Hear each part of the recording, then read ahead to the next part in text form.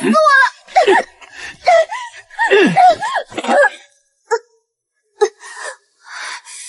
头好痛，我不是刚做完那台换心手术吗？这是哪里？跪下！你给我跪在这里向大嫂谢罪！二哥，别叫我二哥，陆青青，你为了那个小白脸把家底败光就算了，现在还把大嫂气得早产。大钱国流云村，我竟然穿成了个神憎鬼厌的龙门恶女。二郎，别骂了，让你妹妹安生会儿，别惊着你大嫂。爹，都什么时候了，你还护着她？大嫂要是出事，我要这祸害偿命。药声中断，气息衰竭，这情况不对。你还敢咒大嫂？信不信我今天打死你？想让大嫂死你就继续闹。不好了，不行了，快准备后事吧。李婶儿，你说啥？刚才还好好的。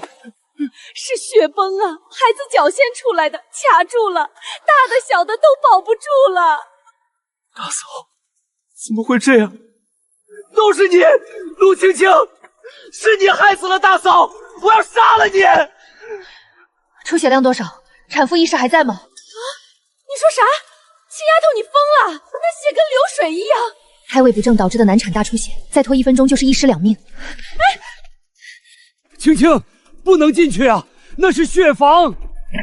哎，想让大嫂活命就给我滚远点！开门！陆青青，你个畜生，你把门打开！造孽呀！这死丫头是要让风氏死不瞑目！打开！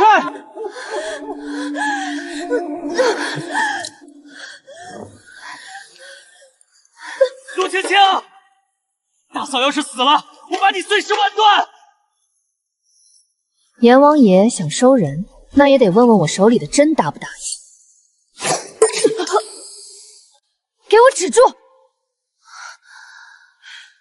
凝血功能还在，这条命算是拽住了一半。大嫂，醒醒，别睡！要想孩子活命，就给我醒过来！青青，我这是死了吗？没死，我不让你死，阎王也不敢收。现在听我说，孩子卡住了，你必须用力。没力气了。宫缩乏力，胎位虽然正了，但动力不足，必须上手段。再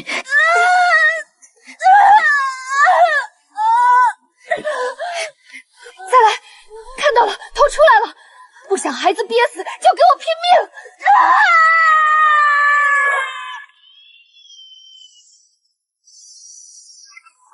母女平安，大的止住了血，小的也没憋坏。你会接生？那可是血崩啊！怎么，二哥很失望？我不是。大夫，没请到。小婉怎么样了？晚了，还是晚了吗？青青，你让开，让我看他们最后一眼。老大，别嚎了，活了，都活了，是你妹妹救回来的。你救的？大哥，想哭进去哭，别挡着我去造访。没事。那是给大嫂补身子的。闭嘴！这一碗是你妹该吃的，不够爹再去煮。锅里还有个鸡腿，爹给你留着。这具身体太弱了，做个助产手术差点虚脱，必须尽快恢复体力，否则别说行医，活下去都难。我不吃鸡腿，给大嫂留着发奶。青青，只要80两，我就能打点考官，中了秀才，我就娶你。3月16最后期限，还不上钱，这房子、地，连你大哥都要拉去抵债。抵债？今天几号3月15啊。3月15，明天就是还债的死期，80两高利贷，也就是10万块。好一个宁修文，拿着陆家的救命钱去买前程，真当我是死的？青青，你要干什么？大嫂刚生完，去讨债，属于陆家的东西，哪怕是1粒米，我也要让那个人渣吐出来。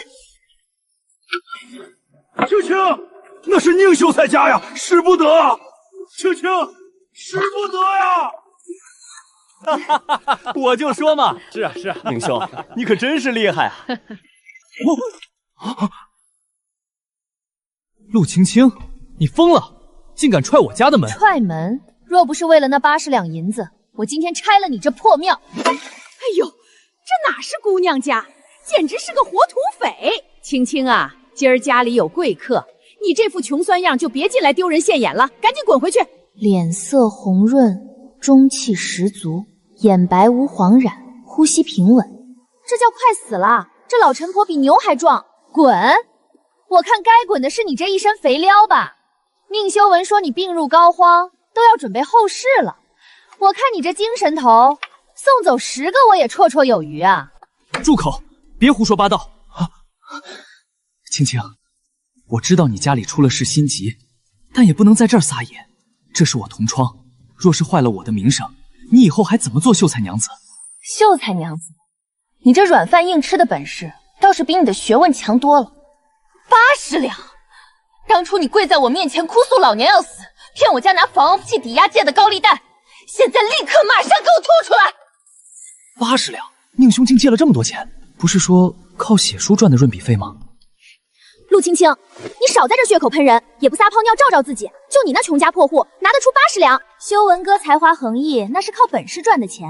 倒是你，听说你大哥借了驴打狗还不上，你是想钱想疯了，来这儿讹诈吧？我和债主说话，哪轮得到你这条看门狗乱吠？你骂谁是狗？谁搭腔谁就是。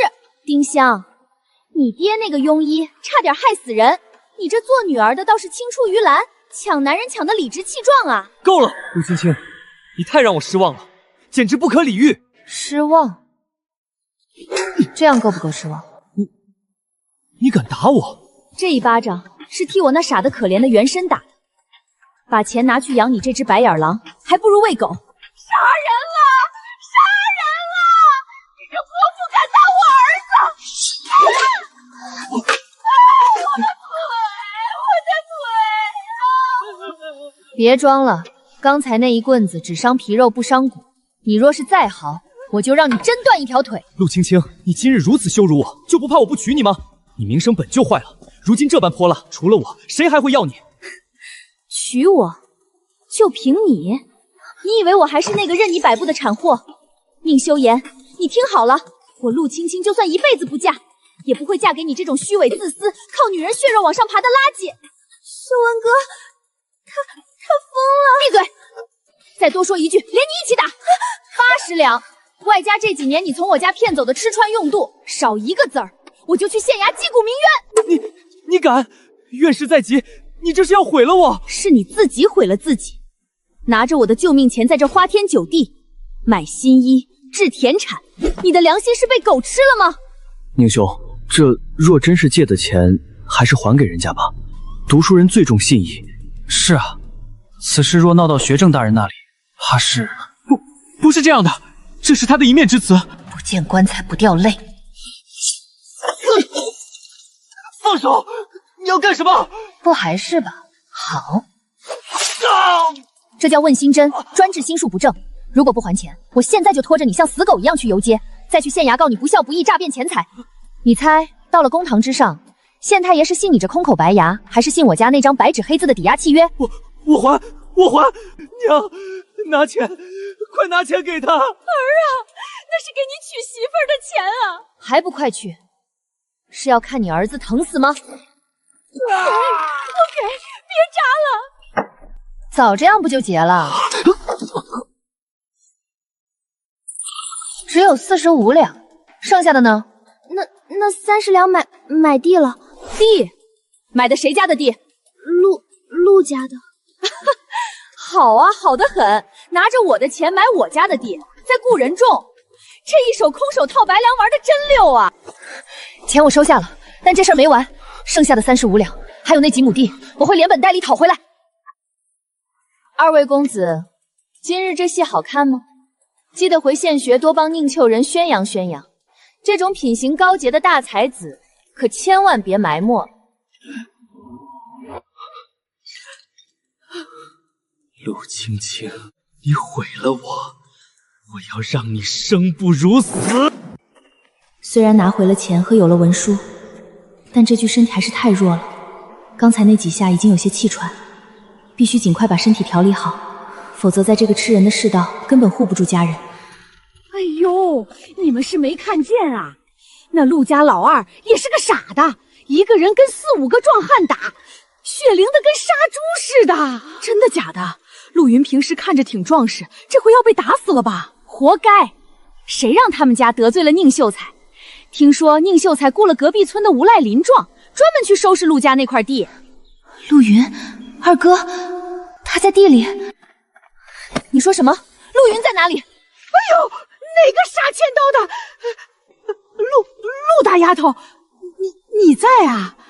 我问你，陆云在哪儿？快说！在东头那块大田里，林壮带人正围着打呢，好像不动弹了。该死，宁修云，你竟然还留了这一手！陆云，你个傻子，千万别死！你要是敢死，我就把这全村的人都扎成筛子！坚持住，二哥，我来了！不知好歹的狗东西，这地现在归老子种，再敢养老子的种子，老子把你埋这儿当肥料！这是陆家的地，是用我家的钱，那是给我妹的彩礼钱！你们这群强盗！啊！松口！你属狗的呀！啊！救命啊！啊！我的手！谁敢动老子？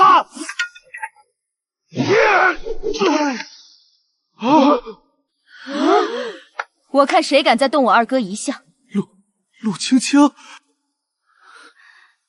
还能站起来吗？不用你管，你又来干什么？还没把这个家害够吗？住手！都住手！误会，都是误会。青青，别闹了，这么多人看着呢，给我留点面子。这地我已经买了，林壮是我雇来种地的。面子，宁大秀才还要面子？青青，我知道你气我不帮你还债，但这地是为了咱俩的将来买的。等我中了秀才，一定风风光光娶你，这些地以后也是你的嫁妆。宁秀才这话说的仗义啊！是啊，看来是为了陆家好。仗义，真是天大的笑话！乡亲们听好了，这3亩良田是宁修文用骗我的印子见钱买的，拿着我陆家的救命钱买走我陆家的地，再雇人来打我陆家的人，这就叫读书人的仗义。啥？宁修文，你不是说这钱是你卖字画赚的吗？不是，他胡说，这是污蔑。我是读书人，怎会做这种事？还不承认？刚才撕掉的那张田契上可是清清楚楚写着交易日期，就是我借钱给你的那天。宁修文，要不要我现在去衙门，让县太爷查查那印子钱的流向，看看最后进了谁的口袋？你敢？进了衙门你也得脱层皮！不见棺材不落泪的渣子。那我们就试试，看是我的皮厚，还是你这秀才的前程硬。疯子，你就是个疯子！青青，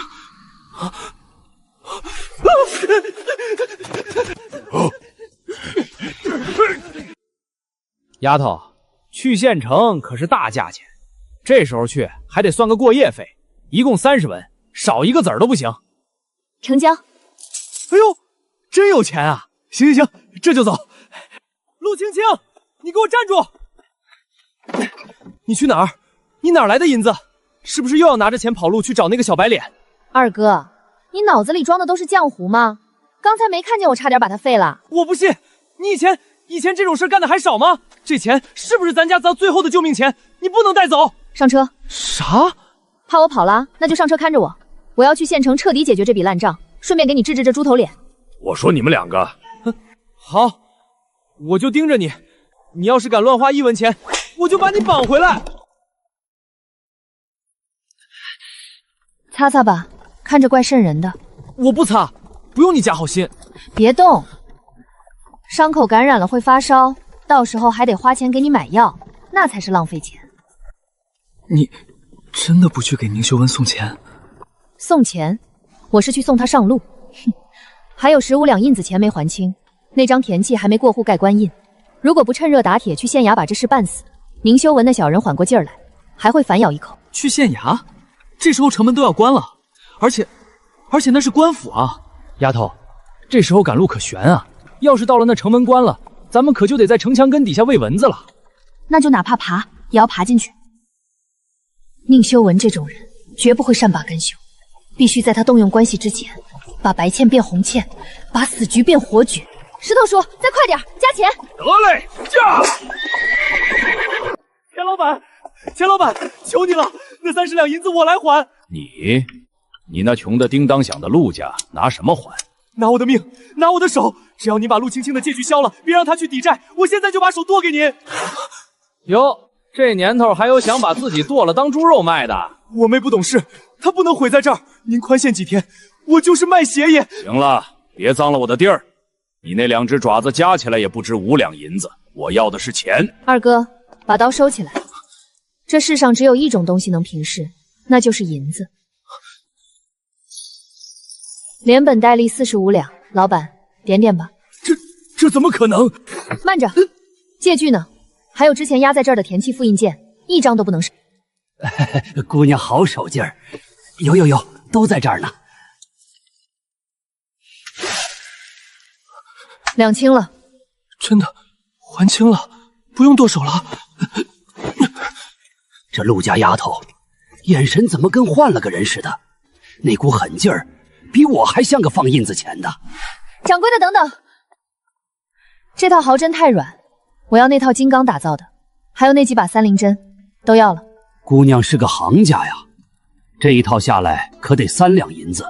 这针法一般郎中可不敢用。3两？抢钱啊！咱们刚还完债，哪还有钱买这玩意儿？青青，咱回家吧。这针能当饭吃吗？那可是咱们全家半年的口粮钱啊！这不仅能当饭吃，还能救命。大嫂的身子还要调理，这针我必须买。再给我抓2两当归，3钱红花，还要1副生石膏。好嘞，姑娘稍等。败家，太败家了！刚才还觉得你变好了，转眼就乱花钱。二哥，目光放长远点，这点钱以后我会100倍、1000倍的赚回来。吹牛！你要是能赚回来，我就把这药铺的门槛吃了。在这个缺医少药的时代，这套工具就是我安身立命的根本。宁修文，咱们的账还没算完呢。青青，咱走吧，这地方阴森森的，万一被抓进去是要打板子的。闭嘴！宁修文那个伪君子，丢了那么大的人，肯定会连夜来找县城疏通关系。我要堵的就是他。你疯了？那是官，咱们是民，民不与官斗，你懂不懂？哼，我不仅要斗，还要让他身败名裂。啊！快让开！那是大人物的轿子，别找死！快开门！公子救急犯发，子川也没找到，快叫李神医来调兵！咋了？那人怎么吐那么多血？看着像要死了。那是中毒引起的肺络崩裂，那株草药正是子怀。完了，我好像抢了他的救命药。青青，你怎么抖得这么厉害？咱们还告不告宁修文了？告，当然要告。我决定的事情哪有这么容易变卦的？哎，妹，真巧啊！民告官可是要先滚钉板的。怕什么？宁秀才赖账不还，还要谋夺民产。今日我就要让青天大老爷评评理！住手！陆青青，你个疯婆子，你不要命了？这鼓敲下去，你也得脱层皮。哟，宁大才子舍得出来了，我还以为你死在哪个温柔乡里，等着我给你烧纸呢。办，现在就办！把那个死契给我拿来！谢了你写的文书，还有剩下的5两银子拿来。陆青青，今日之辱我记下了，你给我等着！等着给你送终，那我可没空。燕雀安知鸿鹄之志？待我考取功名，金榜题名时，定要让你这无知村妇跪地求饶！就你，印堂发黑，眼底清虚，一副纵欲过度的衰样。你说什么？文昌帝君不度怨种，你这满脸晦气，别说考状元，出门不踩狗屎都算你积德。唯女子与小人难养也，粗鄙，不可理喻。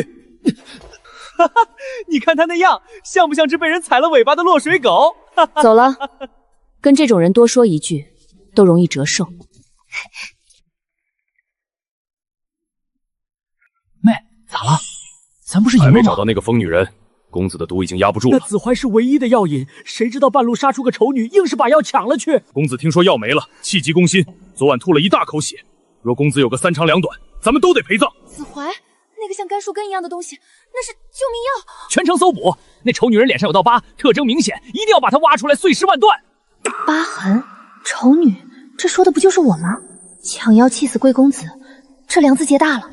谁在那里？哎呦，二哥，你这鞋怎么踩了这么大坨屎啊？臭死人了！屎哪儿呢？我没踩啊！让你走路不长眼，还得老娘给你擦。晦气，是个擦鞋的村姑。妹，你干啥呀？我新鞋没踩屎啊！闭嘴，快走，此地不宜久留。小妹，你看前面，那不是爹和大哥吗？石头叔，快接住他们！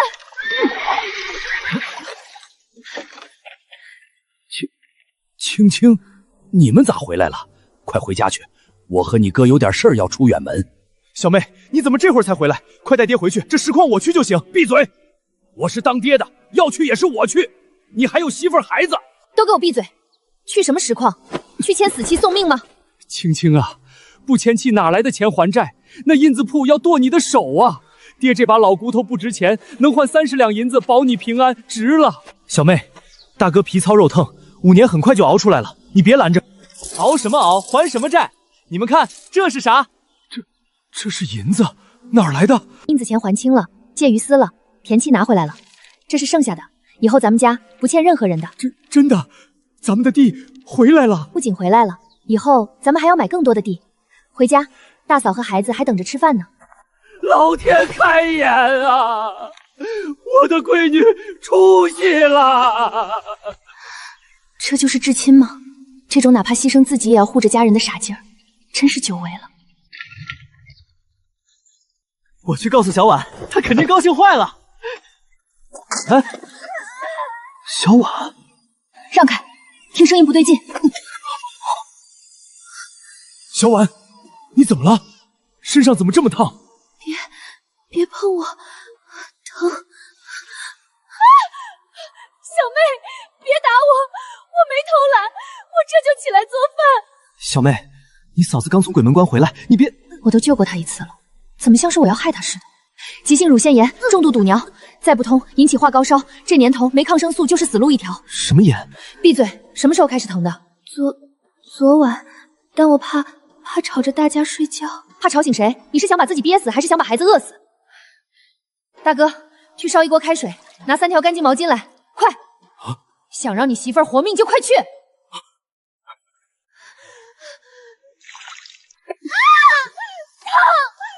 小妹，不行啊，她在喊疼，你会弄死她的。这是毒奶，不揉开这冰块，她就会高烧惊厥，到时候大罗神仙也救不了。你要是想当官夫，我现在就停手，按住她的手，别让她乱动。杀了我吧，太疼了，当家的，救救我！别好了，省点力气，尽快太硬了，光靠揉不行，得吸出来。吸？怎么吸？孩子太小，又饿得没力气，肯定吸不动。你来。我？这里除了你还有别人吗？难道让我去叫爹或者二哥进来？这成何体统？我是男子。体统？是体统重要，还是你媳妇儿的命重要？陆枫，你听好了，现在堵在里面的不是奶，是毒。你不吸出来，他今晚就会烧死。选吧，是现在丢点脸，还是明天给他办丧事？我吸。要用力，直到吐出黄水为止。这一家虽然愚昧，但这股子韧劲儿倒是值得救。出来了！能让那种级别的侍卫紧张成这样，这公子的身份怕是通了天。子怀主之寒毒入骨，经脉寸断，那种病要么是天生绝脉，要么是被人下了奇毒。不管你是谁，既然药到了我手里，那就是我的。想要回去，拿命来换都不行。这可是我也需要的解药。小妹，这可是半罐子盐啊！你就这么绿没味了咋办？那不是盐，是毒，里面全是杂质和硝，吃多了人会变傻，还会水肿。白的，像雪花一样，这是咱家的盐。不苦，一点都不苦。青丫头，这也是你以前学的？咱们村没人会这个。原主以前是个草包，这解释不通，看来得编个瞎话。昨晚做了个梦，梦里有个白胡子老头。白胡子老头？教我治病，还教我怎么把苦盐变白盐。那是神仙啊！我就说，小妹这一醒来跟换了个人似的，原来是神仙点化了。孩儿他妈保佑，真是祖坟冒青烟了。爹，把手伸过来。咋了？伸手。脉象沉细无力，尺脉几乎摸不到。爹，你是不是经常腰膝三软，夜里妒汗，还伴有耳鸣？老毛病了，庄家人谁没个腰酸背痛的？这是肾气亏空，加上常年劳作留下的陈年旧伤，再不治，不到冬天你就得瘫在床上。瘫痪？小妹，那咋办？死不了。从今天起，家里的重活爹不许干。我回头开个方子，咱们慢慢养。花那冤枉钱干啥？我这把老骨头，钱是赚出来的，不是省出来的。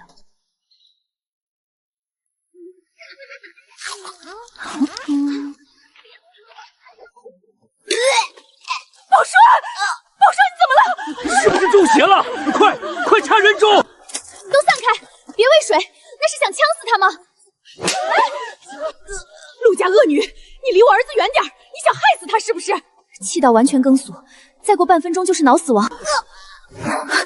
不想给他收拾就给我滚开！他在勒那孩子的肚子，这是要杀人啊！打死这个恶毒女人！快救人！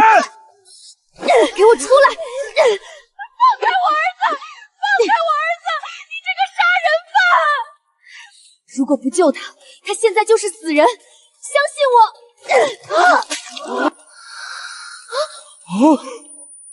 活了。宝栓，娘的宝栓！真救活了？那是啥法子？勒肚子还能救命？以后吃东西别嬉皮笑脸，不是每次都有人能把他在鬼门关门口拉回来。勒腹救人，闻所未闻。这陆家丫头莫非是被什么妖邪附体了？敢抢我的饭碗！陆青青，你差点弄死了人，拍拍屁股就想走？哼，好狗不挡道，没看见那孩子已经活蹦乱跳了吗？活蹦乱跳那是命大，刚才大家伙可都看见了，你像个疯婆子一样勒那孩子的肚子。就是，要不是丁大夫来得及时，那孩子早被你勒断气了。年轻人不懂事，乱用蛮力，幸亏老夫及时出手，隔空拍通了他的背气，否则后果不堪设想。哦，隔空拍通背气，那吐出来的雨点团子也是你拍出来？那是老夫独门的顺气法，你这黄毛丫头懂什么医理？少废话，我爹那是神医手段。你刚才差点害死宝栓，这精神损失费和诊金怎么也得20两。20两，这父女俩是穷疯了，还是把所有人都当傻子？20两，丁红石，你行医30年，连个执医证都没有，也好意思收诊费？你胡说什么？老夫救死扶害，要什么证？不正行医是大钱绿篱的重罪，你开的那些草根树皮，吃死了多少人，你自己心里没数吗？闭嘴！你个恶毒女人，敢污蔑我爹！你以为谁都跟你那废物爹一样吗？陆青青，你装什么在清高？全村谁不知道你爹是个软骨头？那天你那个短命鬼嫂子要死了，你爹来我家求几根破针，跪在地上磕头跟狗一样。那是他识相，求医就要有求医的态度，穷鬼就该跪着。几根破针也值得炫耀。既然你们嘴这么臭，我就帮你们洗洗。你敢打我？你们都是死人吗？给我打死他！臭娘们儿，敢动香姐，找死！啊，我的手！还有谁想来试试？是断手还是断脚？我可以免费帮你们治，前提是你们受得住。爹，他疯了，他是怪物！反了，简直是反了天了！这就是你们的本事，以后嘴巴放干净点，否则下次断的就不是手腕了。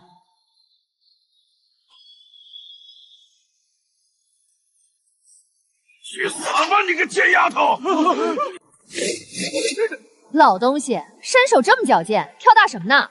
放手！你个野丫头！爹，陆青青，你个疯子，快放开我爹！既然想偷袭，就得做好摔断腿的准备。丁红石，你要不要脸？一大把年纪偷袭个小姑娘，谁敢动我妹，老子拆了他这把老骨头！陆兴旺，你看看你闺女，简直无法无天！我呸！刚才是谁在背后下黑脚？大家伙可都长着眼呢！就是他欺负人，宝创差点被他弄死，是我爹救回来的。没错，你家丫头刚才差点勒死宝创，若非老夫出手，后果不堪设想。哼，哦，你救的？那你倒是说说你是怎么救的？老夫那是独门顺气法，岂是你这种黄毛丫头能懂的？是啊，丁大夫行医几10年了，陆青青哪懂什么医术？肯定又是陆青青瞎胡闹，差点害了人命。放屁！明明是我妹救的，你们眼瞎了吗？青青那是偏方，救人一命胜造7级浮屠，怎么成害人了？偏方，我看是催命方。大家评评理，这种祸害留着就是祸患。陆青青，以后离我家宝栓远点，否则我不客气。不是丁大夫救的。林烨，你个丑八怪胡说什么？是不是皮又痒了？我看见了，在丁大夫来之前，宝栓就已经吐出东西了。这就是卡住宝栓的东西，是陆青青把她抱起来甩出来的。这丫头倒是有点骨气。你懂什么？那是老夫拍背的功劳。娘，那个姐姐抱着我甩完，我就能喘气了。丁伯伯后来才来的，你也看到的。听见没？连孩子都这么说。有些人啊，脸皮比城墙还厚。我就说我闺女是救人，某些人没本事还想抢功劳，也不怕烂了舌头。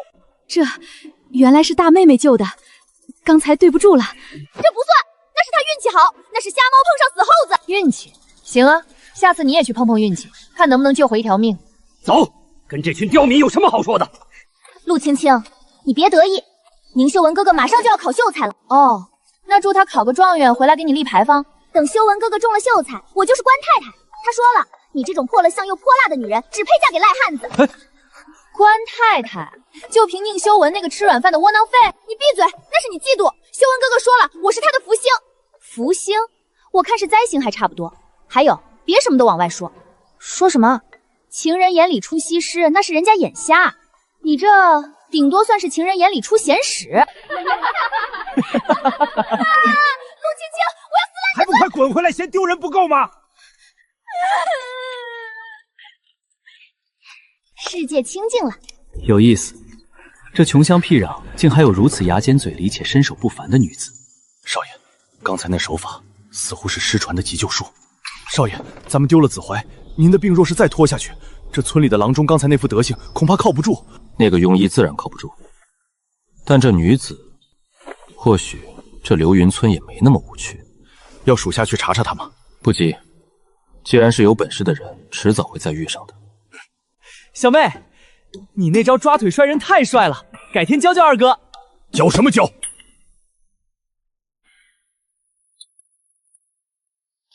爹，怎么了？还在为刚才的事生气？爹不生气，爹是怕。青青，你会医术这事儿，以后能不漏就不漏。为什么？行医救人是积德的事，咱们又不偷不抢。积德，在这世道，没权没势的医者，救活了是本分，救死了就是催命符。尤其是女子行医，你娘当年就是……爹，我娘她也是大夫。她不仅是大夫，还是大前最好的医女，可最后却是被这一身血术给害死的。答应爹，除非考取了执医证，否则绝不可对外声张你会看病。爹，正因为世道艰难，所以我才要考。娘没走完的路，我替她走完。说得好，小妹，二哥支持你，谁敢拦你，老子揍扁他。爹，青青长大了，我们护着她便是。既然你铁了心要走这条路，爹不拦你。这一世，我陆青青不仅要行医，更要改命。本来想等你出嫁再给你的，这是你娘留下的医书。原主的母亲曾是宫廷医女，留下的必定是孤本秘籍，冷面杀手与俏花陪的风流轶事，霸道王爷的落跑甜心，这就是娘留下的医书。是啊，爹，你娘说了，这都是治愈心灵的良药，她当年看得可入迷了，边看边哭边笑。终于看到了正经医书，但大部分竟然都是画本和随笔。今日夫君劈柴姿势甚帅，赏红烧肉1碗。原来那个在记忆中严厉端庄的母亲，竟是个如此鲜红可爱的女子。爹，娘留下的确实是宝贝。哥，我不去。丁红石就是个骗子，我的脸就是被他治坏的。胡说什么？丁大夫是村里唯一的郎中，不找他，你的脸就烂透了。跟我走。那是雄黄与草乌混用导致的毒素堆积，再治下去，烂的就不只是脸，是命。陆青青，这个扫把星少在这放屁，滚远点！丁红石是不是告诉你这是排毒反应，让你加大药量？关你屁事儿！你个只会倒贴男人的赔钱货，懂什么医术？我看你是蠢。黑斑边缘呈紫红色，按压不褪色且伴有灼烧感，这是重金属与生物线中毒的典型症状。想让你妹妹死，你就继续带她去送钱；想活命，就停了丁红石的药。闭嘴！再敢胡说八道，老子揍你！那是全村最好的大夫。别说了，小叶，你疯了！信这个毒妇？信不信由你。但我提醒一句，今晚若她面部发热刺痛，用生甘草煮水冷敷，能保她这层皮不掉下来。小妹，这能行吗？这河里水深淤泥多，以前淹死过人的，咱别为了口吃的把命搭上。二哥，要想富先动路，要想吃肉就得动脑。那种笨办法下水摸鱼当然危险。这玩意儿看着还没俺拳头结实，能兜住鱼？大力出奇迹，那是莽夫，这叫科学捕捞。我操，真有鱼，还这么多！别光顾着乐，看那边。鸭蛋还是35，这下发了。这就是知识的力量，二哥，以后跟着我，肉管够。小妹脑子摔坏后反而变神了，这要是以后都这样，俺陆家祖坟得冒青烟啊！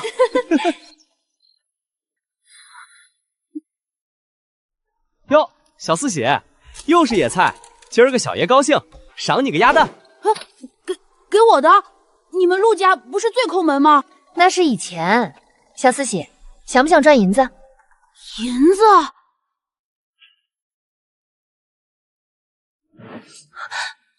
淋巴结肿大，伴随局部坏死，这不是普通的虫咬。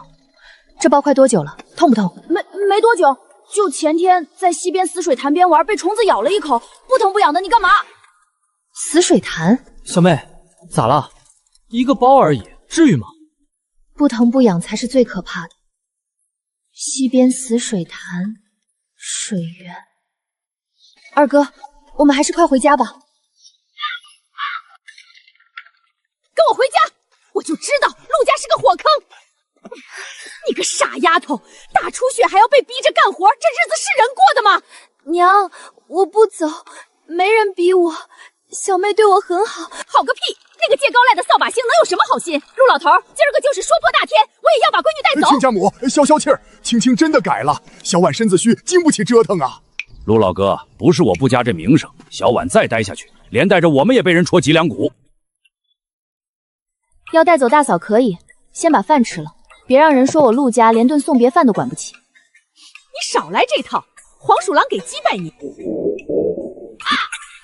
既然做了，那就吃一口，也不能白瞎了这鱼。这也太鲜了，这死丫头什么时候有这手艺了？大嫂产后气血两亏，这鱼汤我炖了1个时辰，鱼骨都酥了。婶子尝尝，比外面馆子里的如何？也就凑合吧。多放点油，谁做不香？败家精！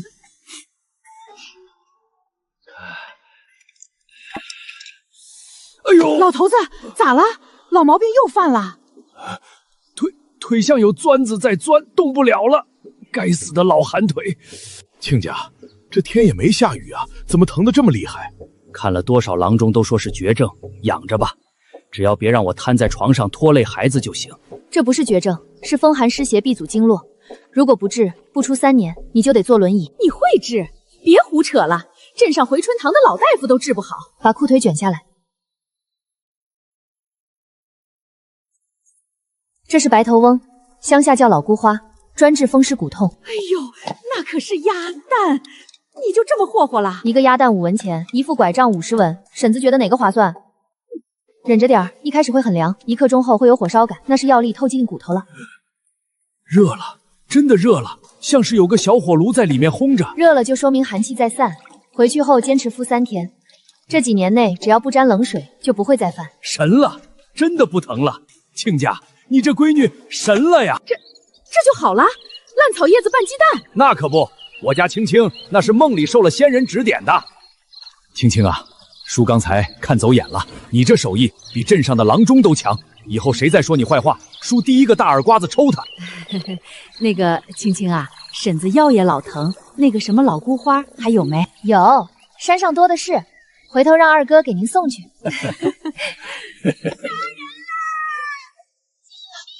这声音是村东头的方向，出事了！哥，你别睡，大夫，丁大夫，求求你救救我哥！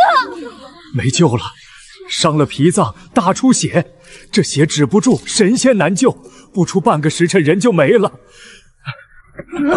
还有救，别动他！陆家丫头，你懂什么？老夫行医几十年都说没救，你敢大言不惭？现在按压出血点，立刻手术缝合，还有一线生机。胡闹！人都快死了，还折腾什么？快抬走，准备后事。李正大人，人还没死，抬回去就是等死。林烨，想救你哥吗？信我一次，把他抬到我家，我能救。荒唐！抬去你家？你是想拿死人练邪术吗？众位乡亲作证，是他自己要逞能，人死了可别赖我。真的能救？我以性命担保，若救不回，我陆青青这辈子不碰医术。不过这里太脏了，会感染。抬去陆家，只要能救我哥，命给你都行。大哥二哥，谢门板，抬人！谁敢阻拦，就是杀人凶手！放下，都给我放下！林家的种，哪怕是死，也不能抬进这种不干不净的人家里糟践。不干不净，人命关天。老先生是想看着林壮血流干吗？你要脸吗？一个被退婚的女子，还要把男人往闺房里抬。林壮还没死呢，就要被你坏了名声。叶丫头，把你哥送去镇上医馆。要是敢去陆家，我就把你们兄妹从族谱除名。滚！都给我滚！除名？我们兄妹快饿死的时候，族谱在哪儿？我被毁容、被骂怪物的时候，你们在哪儿？你个大逆不道的！李正叔做个见证，今日是我林烨求陆青青救人。若我哥死在陆家，那是命。谁敢找陆家麻烦，我林烨做鬼也不放过他。罢了，都让开吧。气海、关元、风。这是什么针法？大哥二哥，抬人必须平稳，颠簸一下就是一条命。切！谁敢挡路，老子撞死谁！止血又如何？内脏破裂，神仙难救，我看你怎么收场。二哥，掌灯，凑近点。没，这肠子都别回去，手别抖，想让他活就给我稳住。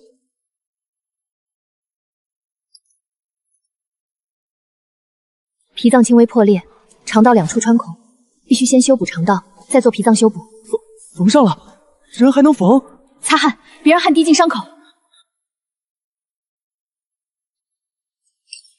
把带血的布都烧了，记住，今晚的事烂在肚子里。小妹，你真的是神仙吧？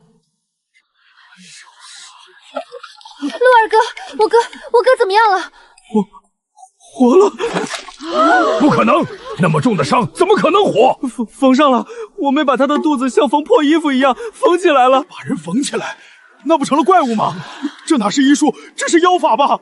缝尸荒谬，那是给死人用的手段，活人内脏娇嫩，怎么能用针线？这妖法，我丁红石第一个不答应。乡亲们，这是违逆天道啊！线留在肚子里，只会化脓腐烂。林壮现在看着是活了，不出3日必会肠穿毒破，死得更惨。你胡说！丁大夫，自己无能就觉得天下人都无能。若你不服，咱们接着赌。赌就赌，3天，我看这小子能不能活过3天。3天，只要度过感染期，我就让你们看看什么是医学奇迹。这都第4天了，还没动静，怕是人早就凉透了吧？肠子都流出来了，还能活？那是神仙难救。陆家丫头这次托大了。爹，我就说他是瞎猫碰死耗子，这回出了人命，看他怎么收场。哼，缝合内脏乃是无稽之谈，此时里面恐怕正在这就是尸臭熏天，等着抬棺材呢。出来了，抬尸体出来了，我就说人死了吧。乡亲们，陆青青无证行医，草菅人命，今日大家都要给林壮讨个公道。真死了，作孽哟！让我也瞅瞅，这被开膛破肚的人死像啥样？水，给我水！诈尸了！死人说话了，救命啊！不可能，绝不可能！肠穿肚烂，怎么可能还活着？诈什么尸？睁大你们的狗眼看看，林壮活得好好的。吵，真吵！谁咒我死呢？丁大夫，让你失望了。这人不仅没死，伤口还长得挺好。神了，真的神了！把肚子缝上，人还能活？这哪是医术，这是华佗在世啊！陆家丫头成神医了，这一定是回光返照。我不信邪，我看看。滚边去！别用你的脏手碰他。愿赌服输，丁大夫，从今往后别让我听见你说半个字的妖法，否则我就把你治死人的旧账翻出来晒晒。陆青青，你别得意，肯定是这傻大个命硬。二哥，抬人送林壮回家，这里苍蝇太多，嗡嗡的人心烦。走。红肿消退了，没有发脓，只要不剧烈运动，半个月就能下地。青青姑娘，我这条命是你给的，之前我还……行了，那些废话留着以后说，现在谈谈诊费。药材成本5两，我的手术费5两，一共10两银子。10两，只要10两，嫌少？那收你100两。不，我是说太少了。我去县城看个风寒都要2两，这可是救命的大手术啊！便宜你小子了，要不是看你护妹心菜跟我有点像，我妹才不惜得救你。躺好，伤口崩开了，我还得再缝一次，累不累啊？青青姑娘，大恩大德，林壮没齿难忘。这10两银子我打欠条，等我好了，我去山里拼命也要还上。欠条写好给我就行，不过还有一笔账要算。你的脸想治吗？陆姐姐，别拿我寻开心了，这脸丁大夫说是天罚，治不好的。丁红石，那就是个庸医，再加1两银子，2个月我还你一张干干净净的脸。一两能治好？我们花了快100两了。因为你们被骗了，这根本不是什么疑难杂症，更不是天罚。当初支你的风，采过金刚藤的花睡，这毒性本就不强，若是当时用普通清热解毒的草药服2天，早就好了。那为什么会变成这样？因为有人给你们用了热性的法卧，不仅没解毒，反而把毒素锁在了皮肤里，导致色素沉淀，越治越烂。你是说，丁红石给我妹开的药是反的？没错，他为了长期赚你们的诊金，故意拖延病情，甚至加重症状。你们这5年倾家荡产，其实是在花钱供养仇人。丁红石，老子要杀了他，一定要杀了他！想报仇，那就把身体养好，杀人偿命不划算。我有的是办法让他身败名裂，生不如死。妹，算我一个！这种老混蛋，不整死他不解气。青青姑娘，你刚才说诊费要11两，我家现在连11文都拿不出来。没钱？没钱！刚才喊打喊杀倒是挺响亮。我妹为了救你，那是跟阎王爷抢人，这账可不能赖。我不赖账，我有东西抵债。我在后山发现了一株野山参。野山参多大年份的？我去县城药铺问过，掌柜的说长到4枚副叶才是20年参，值20两。那株才3枚叶子，我想着再养养。简直是一派胡言！那个掌柜把你当傻子骗呢。人参炉头长圆，3枚副叶便是30年的好的欣喜，起步价至少30两。30两？那个掌柜说3枚叶子顶多值几百文。我的乖乖，30两那能买多少亩地啊？咱们发财了！若是长到4枚副叶，那就是50年年份的珍品，100两银子都打不住。幸亏你没听那庸医掌柜的话，他贱卖了。这帮黑心肝的，差点就把传家宝当萝卜卖了。青青姑娘，位置就在南坡那片椴树林里最大的那棵树下，你去把它挖了，就当是诊费。剩下的，如果你不嫌弃，就赏给我们兄妹一口饭吃。二哥，走去收我们的诊金。好嘞，这活我爱干。放心，我是大夫，不是劫匪。扣除11两诊费和我的辛苦钱，剩下的全是你们的，足够你们修房娶媳妇。妹，听说那成了精的人参娃娃会跑，还要喊什么棒土，再系红绳才能定住。当然是真的，尤其是这种30年的老参，贼得很。你要是不系红绳，一转眼他就钻地里没影了。真的假的？那我没带红绳啊。骗你的。不过系红绳确实是采松人的规矩，那是为了敬畏山神，也是为了醒目好找。妹，你懂得真多，以前咋没发现你这么厉害？不是跟你说了吗？梦里神仙教的。啊，神仙也偏心啊。不过只要能赚银子，教啥都对。应该就是那片林子。人参喜阴，多生在乔木之下。林壮说的没错。啊，银子，二哥来接你啦！怪了，明明说是这棵树，哎，这是什么？啊，找到了！妹，快来看，真的是3枚叶子。炉头紧密，叶片肥厚，这株参的年份只多不少，绝对是30年以上的上品。林壮这回立大功了。那还等什么？赶紧挖出来换钱啊！这就是30两银子啊！让我摸摸这宝贝。别动！咋了？又要搞什么仪式？不想死就把手收回来，慢点。这是五步蛇，一旦咬中脖子，大罗神仙也难救。妹，我是不是被啥玩意儿盯上了？救命！咬到了！鬼叫什么？没咬着。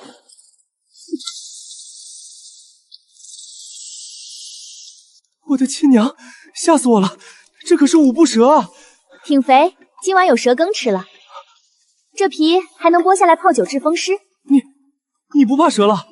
以前你也碰到过蛇，吓得3天没敢下床，嗓子都喊哑了。那是以前，梦里神仙教过我，怕有什么用？怕能当饭吃？神仙连抓蛇都教？废话少说，过来干活！要是让这株参跑了，30两银子你赔给我。对，银子挖参。手别抖，这炉头下的每一根须子都值钱，断一根，价格就得跌1成。妹，这玩意儿真有这么金贵？看这炉碗密集紧凑，主根粗壮，这叫体态丰腴。这株参至少长了40年。40年？运气好碰到识货的，40两也有可能。那岂不是能卖？别用脏手碰，人参忌油腥铁气啊！去，在那边椴树上割一块树皮下来。割树皮干啥？不是应该用红布包吗？那戏文里都这么唱。戏文里那是为了好看，红布不透气，时间久了还会干瘪。椴树皮保湿透气，能锁住参里的浆气，这叫原汤化原食，懂吗？这也太神了！这真的还是那个为了宁修文寻死觅活的傻丫头吗？发什么呆？把这个放筐里最上层，别压坏了。嘿嘿，妹，跟你学这手艺，以后我是不是也能当个采参客了？想学？那得先把字儿认全了。这种野山参周围必有半生草药，不识字，你连毒草和仙草都分不清。学，只要能赚钱，你让我吃书行。运气不错，这老参周围果然有儿孙。这啥？几根破草？这是人参苗，看这叶片锯齿。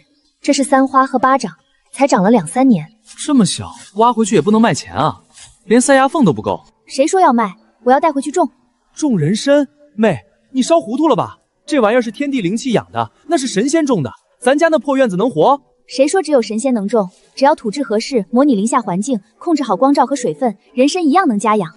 这几株苗若是养活了，过几年就是源源不断的银子，这叫可持续发展。啥？可持啥？说了你也不懂。总之，听我的没错。去借！好，别去借，这是砸锅卖铁也给你把钱凑齐了。我不管去借，你要是不去借，我就死给你看！我要让宁修文知道你是怎么逼死我的！神仙还能把人教成这样的吗？二哥，怎么还不走？天要黑了，狼该出来了。来了，小妹现在真厉害，我真佩服你。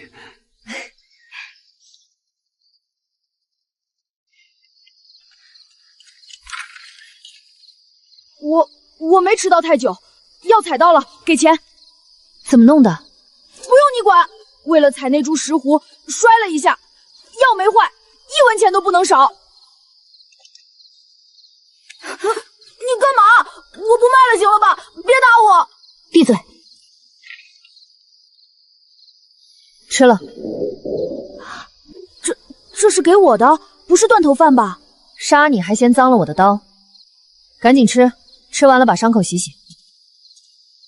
全村都说你是恶女，你会这么好心？这饭里是不是下了毒？小子，记住一条铁律：命在，钱才有用。你为了几文钱把命搭在山上，那就是蠢货。啊！吃不完不许走，药钱在桌上，自己拿。阿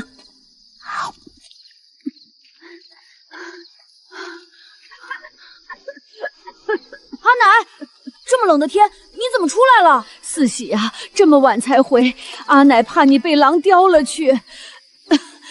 你身上怎么有肉味？阿奶，我今天运气好，遇上个城里来的大善人，看我可怜，赏了我1碗鸡肉饭。菩萨保佑啊！咱们村穷，也就是外乡人还能发善心，那些个恶人不抢咱们就不错了。是啊，大善人。阿奶，咱们回家，这饭还是热的，你快尝尝。哎，好，咱们回家。他真的是那个逼死亲娘、气病亲爹的陆青青吗？一大早的又在吵什么？我不活了！陆家丫头既然能把死人复活，怎么就不能发慈悲救救我这把老骨头？我腰酸腿疼，好难受啊！慈悲？柳婆婆，我看你中气十足，骂人能传2里地，阎王爷都不敢收你。我头疼，心口疼，浑身都疼，你不给我看，我就死在你家门口。行啊，治头疼要开颅，治心口疼要抛心。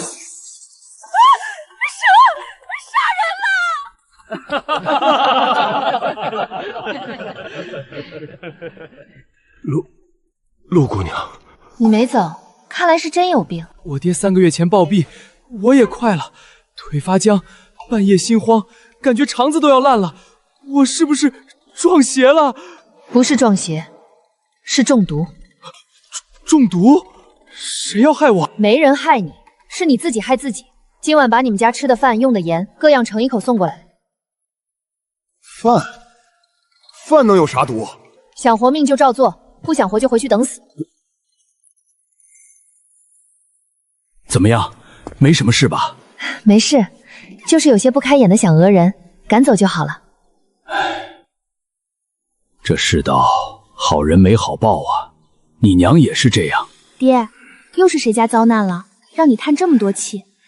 今儿在镇上送货，看见官府的告示了，太子殿下没了。那种娇生惯养的贵人，受不住苦也正常。胡说！太子殿下是顶好的人。那年大雪灾，他才11岁，亲自在城门施粥，冻得手都生了疮。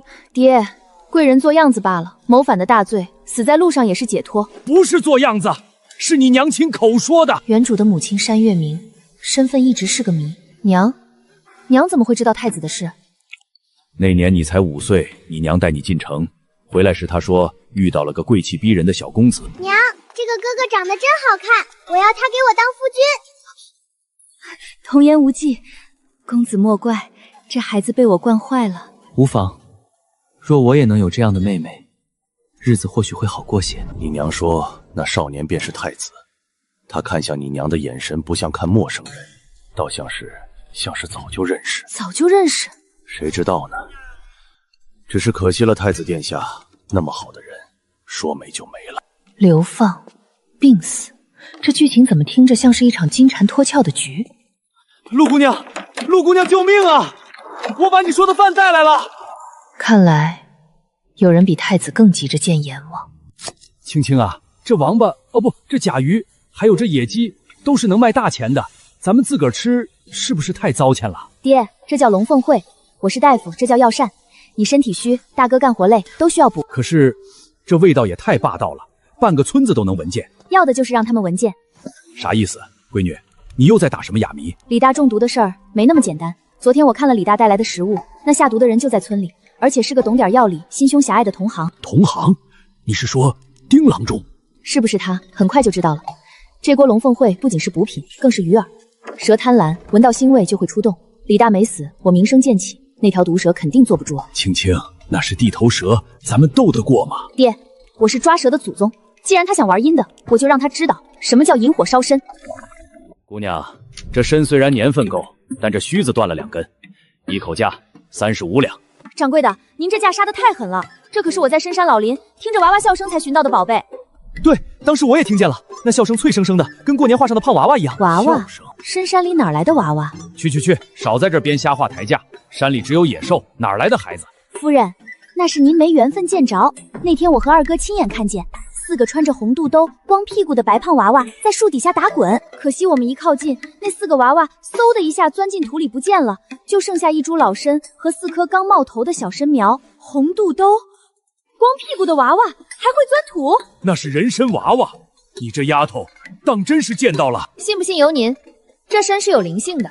既然掌柜的只看品相不看缘分，那我不卖了。二哥收起来，走。啊，真不卖啊？35两也不少。闭嘴，跟我走。哎，你这丫头，38两，我不收小苗还不行吗？姑娘，请留步。夫人，您叫我。你刚才说的那4个穿红肚兜的人参娃娃是真的吗？自然是真的。不过村里老人都说，这种灵物讲究缘分，心诚则灵，不是谁都能瞧见的。我也想求个缘分。姑娘，你那4棵小参苗还在吗？我想买，多少钱都行。这小苗离了山土容易死，我是打算带回家，用山泉水养着，等它们长大了，兴许那几个娃还会回来找他们玩。我也能养，我家有最好的花匠，还有从山上运来的土。姑娘，你就成全我吧。夫人既然这么有诚意，那老参您可以拿去补身子。这小苗我送您1株，当是结个善缘。送？妹，你疯了！谢谢，谢谢姑娘。我叫李墨兰，你这朋友我交定了。我看你们背篓里还有不少药材，别去那种宰客的药堂了，我带你们去田记药铺，那儿的老板实在，收货公道。那就劳烦姐姐带路了。成了，这不仅是卖身，更是买了一张进入县城富人圈的门票。好手艺，这9香虫备的火候正好，酥而不焦，药性全锁在里面了。还有这鼠腹，干净完整。那当然，这可是我们在家一个个挑出来的。好，姑娘是个行家，这些杂七杂八的药材加上那株老参，墨兰夫人既然开了口，我给你个10成价，一共42两。田掌柜爽快，以后我家的药材专供田记。姑娘，既然咱们是长久买卖，我透个底给你。最近北边不太平，你也多留一些。北边是要打仗了？蛮子又在边境闹事了，朝廷正在征收药材，尤其是3七、猪兰这些止血的硬货。那如果是治好的成品金疮药呢？掌柜的收吗？你会制药，那可是精细活，一般的土方子军中可不要。哼，是不是土方子？掌柜的验过便知。我这儿有一瓶祖传的阎王稠，您先留着试试。掌柜的，若是这药好用，您尽管开口，只要价钱到位，这一场富贵咱们2家一起赚。紧急军情，闲杂人等闪开！姑娘，如果这药真有奇效，那你最好快点做，这天马上就要变了。妹，这都是咱们赚的，我这辈子没见过这么多现银。这只是开始。二哥，把这5两给爹，让他赶紧把西厢房的架子搭起来，我要做个正经的制药房。行，爹刚才还说要有钱就给那2只燕子搭个板，这下连窝都能镶金边了。现在二哥你的任务是把这些宝贝炮制了。啊，妹，我是个大老爷们儿，让我去抓蛇打狼都行，这臭虫太恶心了。恶心？二哥，你仔细看看，这一只就是1文钱，那只臭大街10文钱。你这一篓子，那是虫子吗？那是红烧肉，是新衣裳。放着我来，谁也别跟我抢，这哪是虫子，这是我的亲祖宗。有钱能使鬼推磨，更能让二哥爱上臭虫，这就是资本的力量。我去山里转转，看看能不能再寻点稀罕货。二哥，看好家。放心吧，少一只虫腿我都跟他拼命。小妹，你脸上的疤是不是变小了？有吗？我小妹也变得漂亮了。累死我了！咱们今天还要抓那种臭虫吗？那是药，记住了，万物皆可入药。以后你跟着我，先把这山里的认虫子认全了。吃了。我不饿，而且我没钱付账。从你工钱里扣，吃饱了才有力气干活。我身边不留软脚疤。好，扣钱。小郭，快来，这儿有个死人！是他在流血，好吓人。七窍流血，脉象如乱骨，这是中毒已深，毒气攻心了。村里人都说县令公子毁容了，戴着面具，他是不是那个公子？县令公子，我看未必。不想死就别动，小四喜，按住他的腿。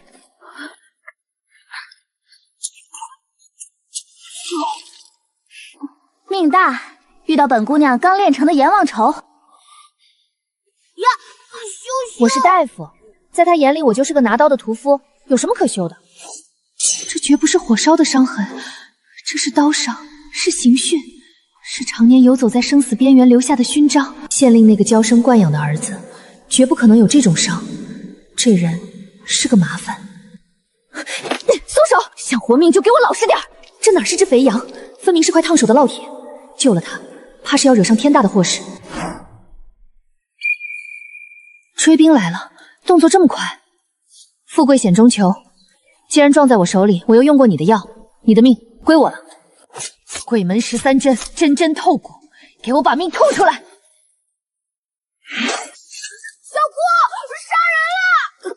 恩将仇报的混蛋！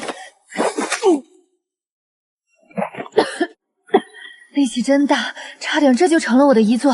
小姑，你没事吧？咱们不管他了，快跑吧！跑什么？活干了一半，这时候走就是白送工钱。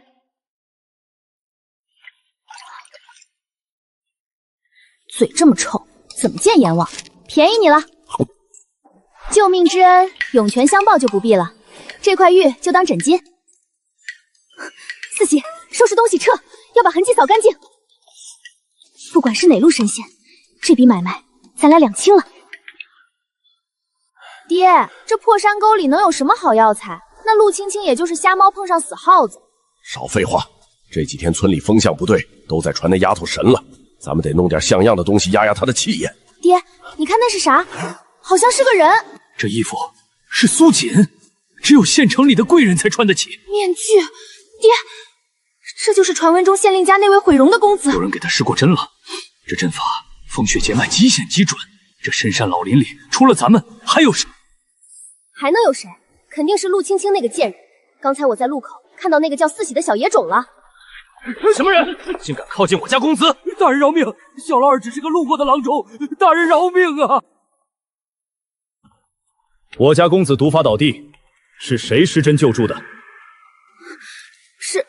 是我，我是这流云村的大夫，刚才路过见公子危急，便施针救人。你这针法凶险异常，你年纪轻轻有这等本事？家传绝学，不便外露。大人若是不信，这方圆10里难道还能找出第二个大夫吗？既然是姑娘救了我家公子，那便是县衙的恩人。来人，备马车，请2位神医回府领赏。领赏？爹，咱们飞黄腾达的机会来了！你疯了！那针法若是露馅，怕什么？那陆青青无证行医是大罪，他敢出来认领吗？这功劳活该是咱们的。爹，他还抢了好吃的肉汤，偷了谁家的东西？拿来给我瞧瞧。这是小姑给我的，滚开！拿来！属狗的你！杀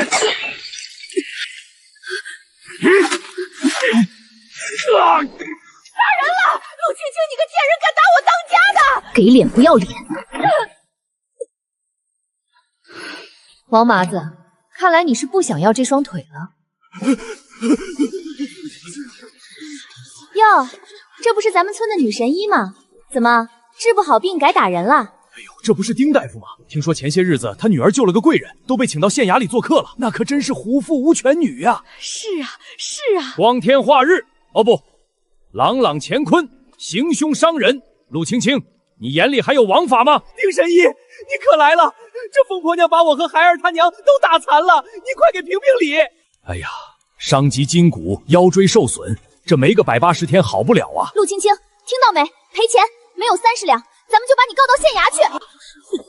是他们先抢我的东西，还摔了我的汤。一罐破汤值几个钱？能跟我爹的诊断比？30两是吧？确定要这么多？少一个子儿都不行。行，既然丁大夫都确诊了，这30两我认。哎呀，算你识相，拿钱来。既然你们的账算完了，那咱们来算算我的账。王麻子，你打翻的这罐汤名为龙凤会。什么龙凤？不就是王八汤吗？20年的野生老杯，配上2年的轮花老母鸡，辅以当归、黄芪、枸杞。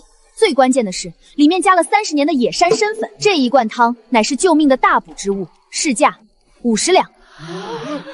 50两？你这是抢钱！丁大夫，您是行家，野山参什么价，您心里没数？要不咱们去县城药铺验验这残渣里的药力。30两抵消，王麻子，你还欠我20两，拿来。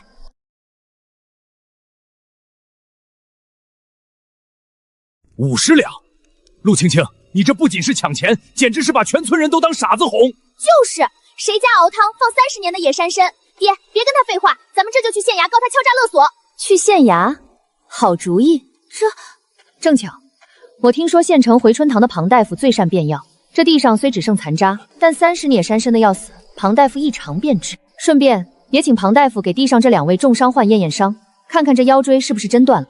丁大夫，若是查出来有人无证行医，还伙同无赖诈骗，按照大钱律法，是不是得流放3000里？你休要胡言乱语！我们冒充县令公子救命恩人的事，最怕的就是遇到行家拆穿。去县衙对峙，指不定要出什么乱子。爹，咱们怕他做什么？县令大人可是咱们的靠山。闭嘴！大家都是乡里乡亲的，闹到公堂上多伤和气。既然是误会，私下解决便是。误会？刚才是谁口口声声说我无法无天？老夫家中还有急诊，不便久留，告辞。爹，你抓我干嘛？那贱人！还嫌不够丢人吗？快走！王麻子，靠山倒了，咱们这账是不是该结了？青青，不，陆姑奶奶，小的有眼不识泰山，那是50两啊，把我全家卖了也赔不起啊。刚才讹我30两的时候，怎么没见你手软？姑奶奶饶命啊！我们也是听信了那姓丁的挑唆，我们赔不起啊。2条路，第一，去县衙大牢蹲着，让县令大人判你怎么赔。别报官，我不去大牢。第二，刚才你们怎么侮辱四喜的，现在就怎么给我吞回去。给烈士遗孤磕3个响头，大声说我是畜生，我有眼无珠。这50两我就给你免了，磕不磕？我是畜生，我有眼无珠。四喜小爷爷，您大人不计小人过。滚！以后别让我看见你们。四喜，抬起头来。各位乡亲听好了，从今天起，四喜就是我陆家的人，他爹为国捐躯，他就是咱们流云村的脸面。谁要是再敢欺负他，就是跟我陆青青过不去，跟这大钱的公道过不去。陆丫头说的在理，四喜是保家卫国将士的遗孤，咱们不能让英雄寒心。50两，那可是1碗汤就50两啊！这死丫头什么时候发了这种横财？不过是运气好，不知从哪得了些偏方，那一身铜臭味，简直有辱斯文。读个屁的书！斯文能当饭吃？能给你换烤秀才的盘缠？儿啊，你看看丁香那副德行，又要不到钱，还得看丁老头脸色。再看看陆青青，娘，你让我去求那个泼妇，她现在变得如此粗鄙野蛮，刚才还动手打。打人怎么了？那是她有底气。她以前对你可是死心塌地，连命都能豁出去。女人嘛，只要你肯低个头，说2句好听的，等她心花怒放，那银子还不都是咱们宁家的？也是，这10里8乡，谁能比我有才学？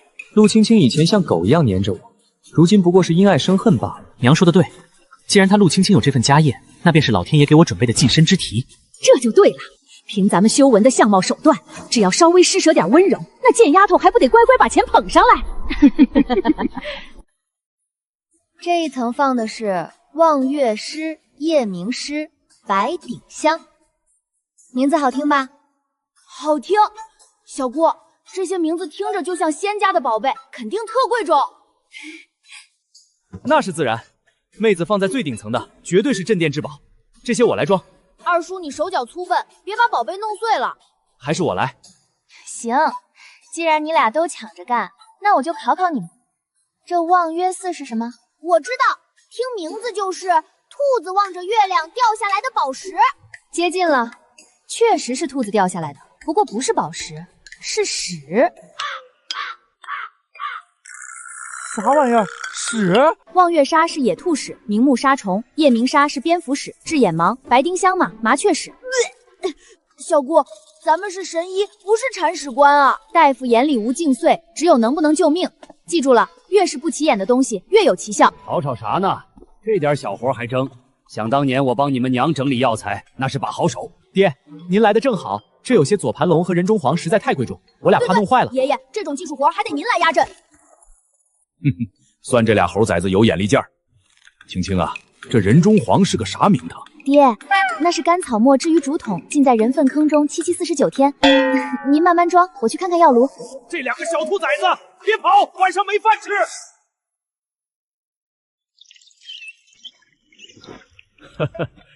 陆姑娘，冒昧登门，田某是特来报喜的。田老板红光满面，看来我那金疮药没让你失望。岂止是不失望，那简直是神药！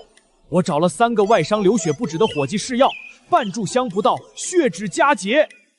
姑娘，这药若是推出去，整个明阳县不，整个大钱都要震动。药效我自然清楚，田老板直说吧，这次想要多少？市面上最好的金疮药1两银子1瓶，我出价1两半。姑娘有多少，我田记全收。1两半？就这一小瓶？那咱家这一库药草岂不是能换作金山？二叔出息点，嘴和尚。不过田某有个小条件，咱们得签个契约。这金疮药，姑娘只能独家供给我田记药铺。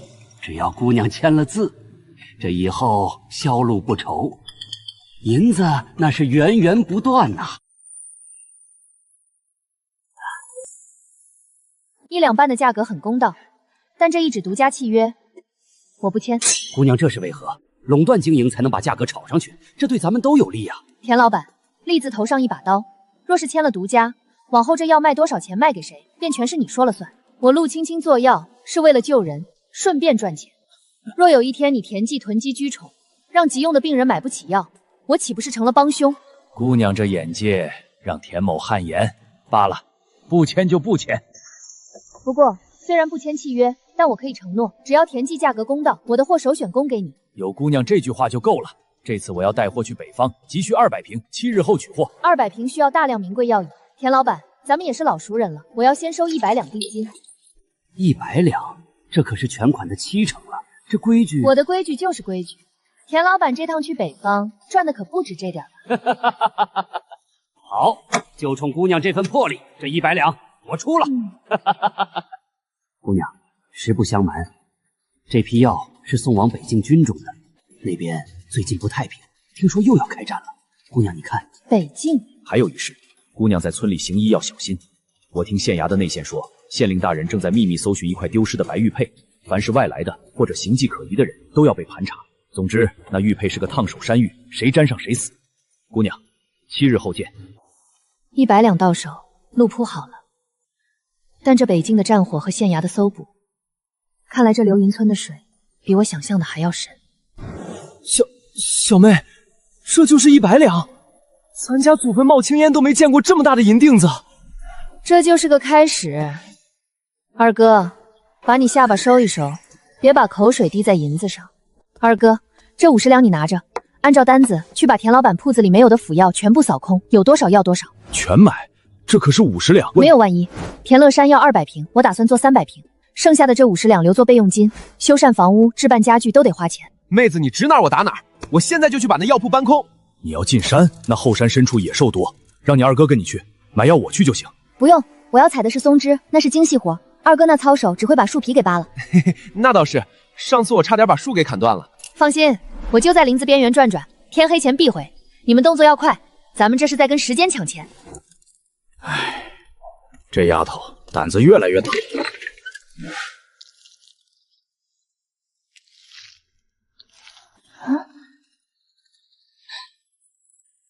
这也不是迁徙的季节啊，怎么跟要去朝圣似的？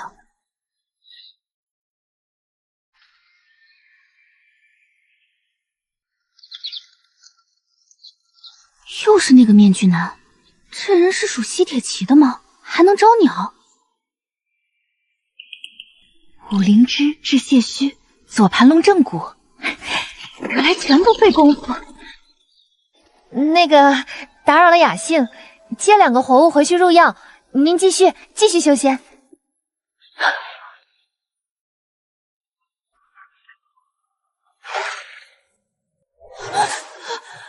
喂，别吹了，不想死就快跑！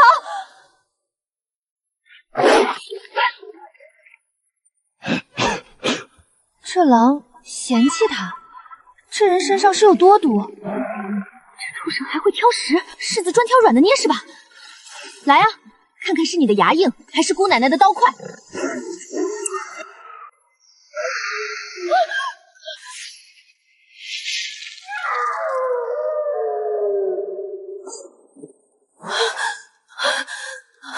好猛的智力，这人到底什么来头？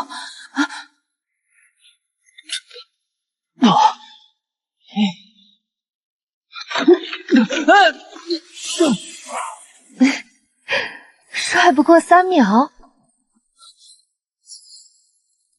喂，你是不是哑巴？都要掉下去了，也不喊一声救命！不想被扎成刺猬就抓紧了，我拉你上来。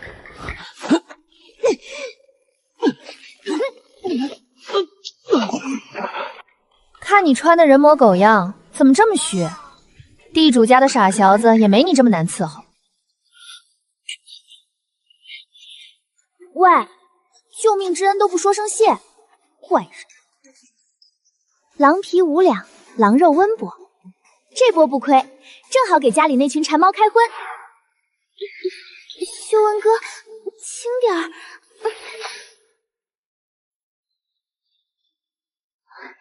哟，这就叫冤家路窄，光天化日，这对狗男女还真有雅兴。那陆青青就是个粗鄙村妇，整天摆弄那些臭草草，哪有香儿你身娇肉贵，闻着都香。那你还为了他的钱去哄他？哼，等把那笔银子弄到手，我就一脚把他踢开。那种丑八怪，给我提鞋都不配。好一对烂锅配烂盖！既然你们喜欢，那我就帮你们扬扬名。这衣服料子不错，扔在山路上，给路过的婶子们当路标正好。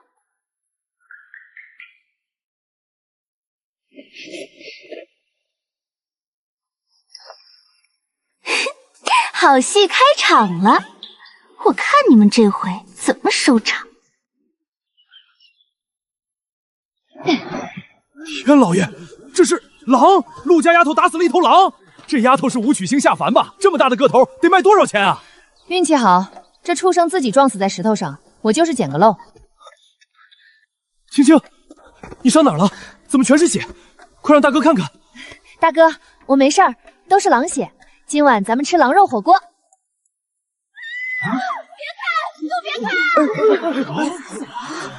这不是宁秀才和丁家闺女吗？咋成这副模样了？哎呦喂，这是在山上干啥了？连衣服都没了！啊，别看，都别看！啊，是你，一定是你这个小贱人！你是嫉妒我家修文，故意设陷阱害他们。刘大娘，饭可以乱吃，话不能乱讲。我刚拖着几百斤的狼下山，全村人都看着呢，哪有空去扒你儿子的裤衩？就是你，除了你没人这么歹毒。大家评评理啊！这陆青青因爱生恨，毁我儿清白啊！清白？若是自身行得正，又怎会在这副模样？这山上除了野兽，皆是陷阱。我看是这二位爷性大发，连衣服都嫌碍事了吧？你胡说！这事没完，我要去县衙告你，告你谋害秀才！听说了吗？那宁修文连夜去丁家提亲了。这下这俩光屁股的可算是一家人了。就是，就出1两银子聘礼。丁红石那老脸，怕是比锅底还黑。小妹，这可是300瓶金疮药啊，咱真能换回银子？放心吧，二哥，这都是白花花的银子，那是他们急缺的命根子。渣男配贱女，锁死挺好。我的搞钱大业才刚刚开始。驾，去县城喽，给小妹买肉吃。真像他们。妙啊！成分、禁忌、用法一目了然。陆姑娘，这心思绝了。田掌柜，我们要做的不是药铺，是品牌，这只是第一步。200两现银，除去定金，这是尾款。姑娘，这药我田某人全包了。这就是200两，俺这辈子都没见过这么多钱。田掌柜，这是给伙计们的辛苦费，以后还得劳烦您多费心。哈哈，陆姑娘大气。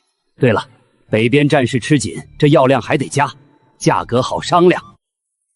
这件宝蓝色的，还有那件月白的，再加上那套粉色的童装，都要了。小妹，这一件就要1两多，咱回家扯布做不行吗？太贵了。二哥，人靠衣装，咱现在也是有身家的人，不能让大哥大嫂丢面子。去试。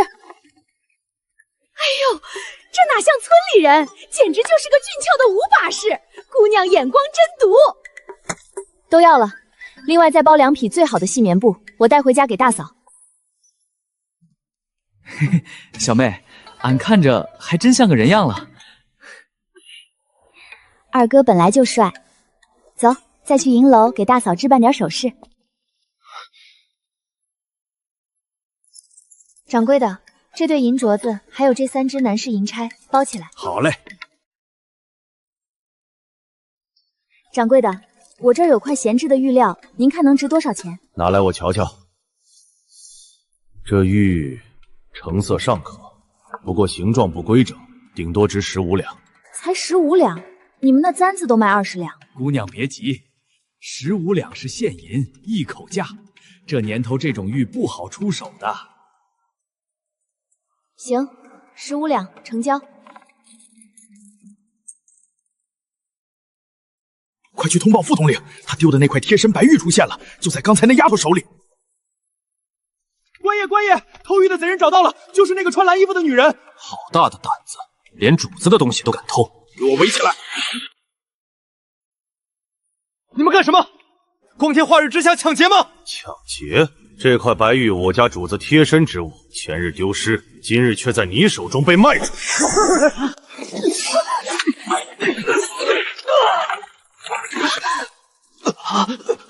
小妹，快跑！住手！我跟你们走，别动我二哥！算你识相，带走，关进死牢，听候发落。抓我可以，但你记住了，你家主子的病，丁红石根本治不了。不出3日，他必毒火攻心。死到临头还敢嘴硬诅咒主子，堵上他的嘴！想让他活命，就来大牢求我！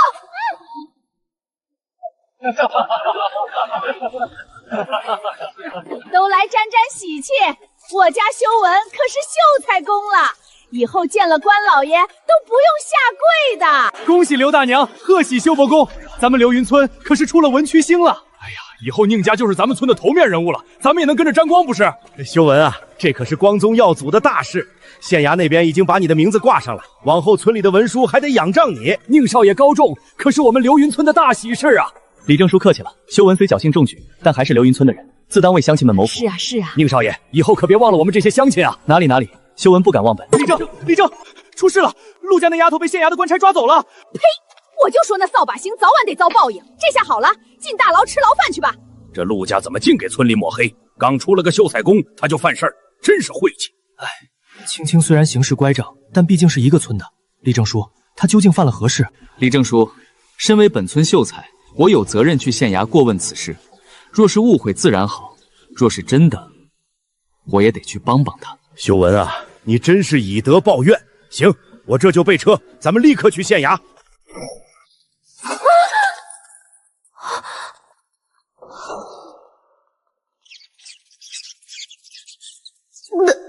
这环境细菌含量简直爆表，必须得想办法自保。傅冷那个莽夫，只要徐瑞病情恶化，他一定会来找我。现在的关键是怎么熬过今晚。哟，今儿个还送来个细皮嫩肉的，这脸蛋虽然素了点，但这身段……小娘子进了这死牢，那就是没指望出去了，不如陪爷乐呵乐呵，爷让你少受点罪。这位官爷，看您印堂发黑，眼睑浮肿，最近是不是夜间盗汗、腰膝酸软，还伴有尿频之症？哼，你胡说什么？你怎么知道？我是大夫，您这病若是再不治，恐怕这男人的雄风不出半月就要彻底废了。头儿，外头有人来探监，说是这女犯人的同乡，还是个新进的秀才公。你给我老实待着，等我回来再收拾。那个，你说那病真有法子治？只要官爷行个方便，药到病除。青青妹妹，牢里的滋味如何？要是受不住，求求我，或许我看在同乡的情分上，能让狱卒大哥给你换个干爽的地儿。这里确实臭不可闻，不过比起某些人心里的腐臭味，倒还算清新。死到临头还嘴硬，你偷了贵人的玉，这可是杀头的罪。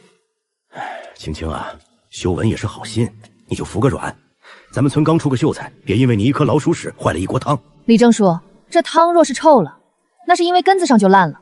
宁修文，你那秀才功名怎么来的？你自己心里没数？你冥顽不灵，那你就等着烂在这大牢里吧。狱卒大哥，这女人刁钻，不用客气。行了，探经时间到了，秀才公，请回吧，这儿没你的事儿了。我是让你好好关教他们，听不懂人话吗？滚！别耽误老子办正事儿。小神医，不，姑奶奶，那个秀才赶走了。您刚才说的那个尿频尿痛还有救吗？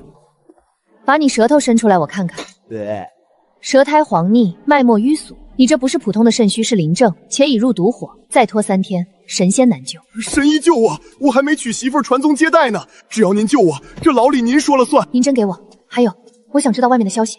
刚才那秀才进来时，外面是不是有什么动静？有，刚才有人敲了鸣冤鼓，说是您家里人，非要替您喊冤。县太爷嫌烦，按律例先打了30大板才肯升堂。你说什么？30大板？我爹的身子骨怎么受得住？哎呦，姑奶奶，您别急，现在正在大堂审着呢。那县令公子的侍卫也在，好像正发火呢，说是那个丁大夫没治好人。带我去大堂，立刻，不然你就等着毒火攻心，全身溃烂而死吧。成，横竖是死，我豁出去了。草民教女无方，若是那玉真是偷的，草民愿替女受罚，但青青绝不会偷。打也砍了！本官最烦你们这些刁民，这点小事也敢敲鼓惊扰本官午休。爹，大哥，二哥，为了这莫须有的罪名就把人往死里打吗？这就是大钱的王法！刁妇，咆哮公堂，该当何罪？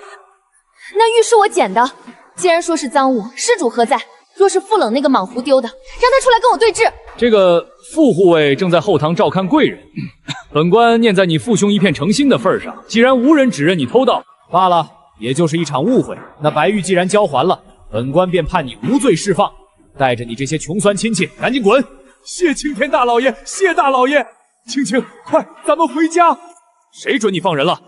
傅爷，您怎么出来了？徐公子那边……徐恒之，你这县令是不想干了吗？我家主子生死未卜，你居然在这儿放嫌犯走！傅爷息怒，这女子虽有嫌疑，但确实没有证据表明她偷盗，而且这也没人证。闭嘴！我现在不跟你谈偷盗的事。丁红石那个废物根本治不了毒，现在丁香招认了，说那天在山上是你先出现在主子身边的。怎么，刚才还要把我关死牢，现在想起我来了？少废话！那天在山上到底是不是你动的手脚？放开我小妹！你这混蛋！你求人的态度真是让人大开眼界。你家主子毒火攻心，若是再不施救，就算大罗神仙来了，也只能给他收尸。你果然懂医，懂又如何？不懂又如何？我父兄被打成重伤，我被污蔑入狱，这就是你们求医的诚意？诚意，在这个世道，刀就是诚意。父爷，不可啊！这可是公堂。我没时间跟你耗。丁家妇女就在后堂，他们治不了，你说你能治？好，我现在就给你个机会，你现在就进去治，治好了，我傅冷给你磕头赔罪。若是治不好呢？治不好，或者你敢耍花样，我就把你们陆家4口人的脑袋全部砍下来给我家主子陪葬。哼，带路，既然你要赌，那我就让你输得心服口服。爹，你醒醒，别下啊！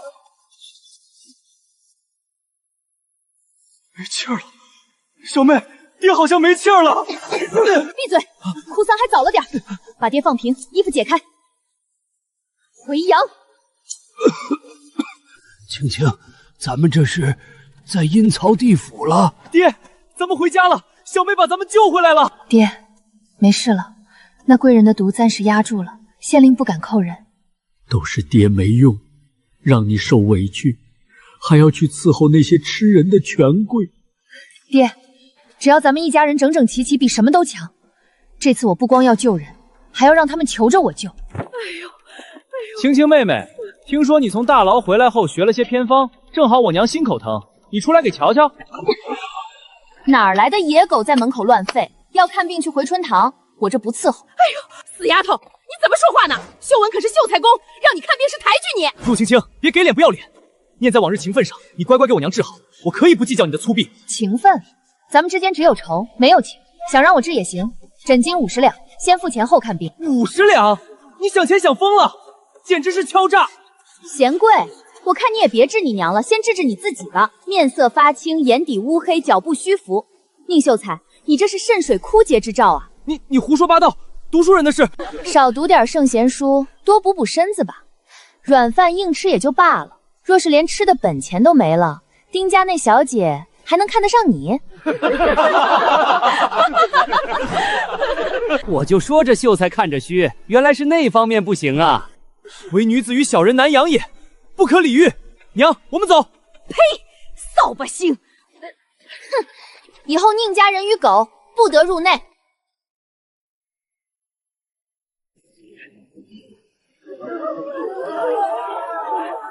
青青，你个扫把星，你给我滚出来！是你害死了我家老头子！大家都来看看啊！就是这个毒妇，那天咒我家老头子有病，把人活活吓死了。陆青青，你出来！我爹本来好好的，你说他有病他就死了。你要是不给个说法，今天我就血溅你家大门！那李老根死得太惨了，肚子大得像牛，听说死前还在吃土呢。莫非这陆青青真是乌鸦嘴，说是谁有病谁就死？要说法，好，那我就让你看看，到底是谁害死了你爹。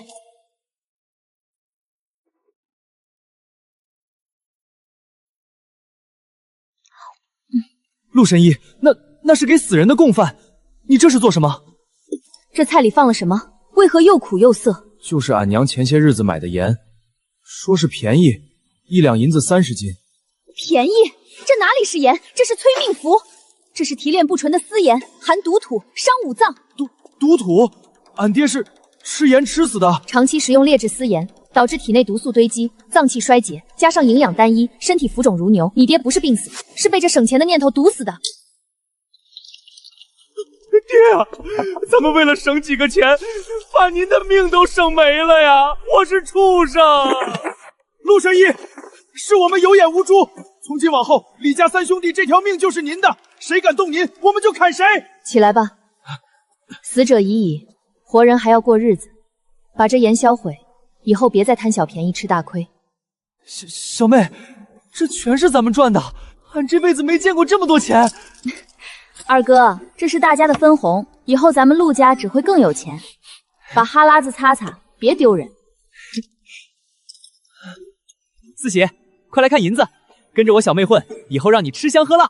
师傅，这夜明砂不就是蝙蝠屎吗？太臭了，这怎么能给人吃？四喜，抬起头来，在医者眼中，世间万物无贵贱，只有能救命的药和害人的毒。这夜明砂虽晦，却能清肝明目，治瞎眼之症。你若嫌它脏，便是嫌病人的命贱。师傅，我错了，命比药贵，四喜记住了。小妹，你训人的样子比县太爷还有威风。威风顶什么用？这世道，手里有本事，兜里有银子才是净道理。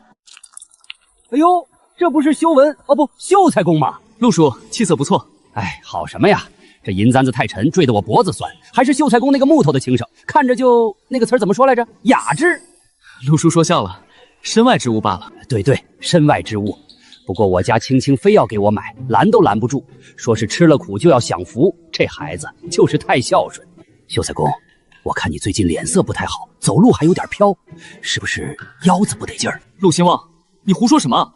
读书人熬夜苦读，气色差点也是常事。别急眼啊，我是好心。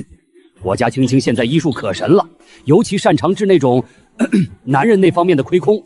大家都是乡里乡亲的，你要是有难言之隐，尽管来陆家，叔给你做主，让青青给你免费看，绝不收你诊金。不必，我身体好得很，不劳陆大神医费心。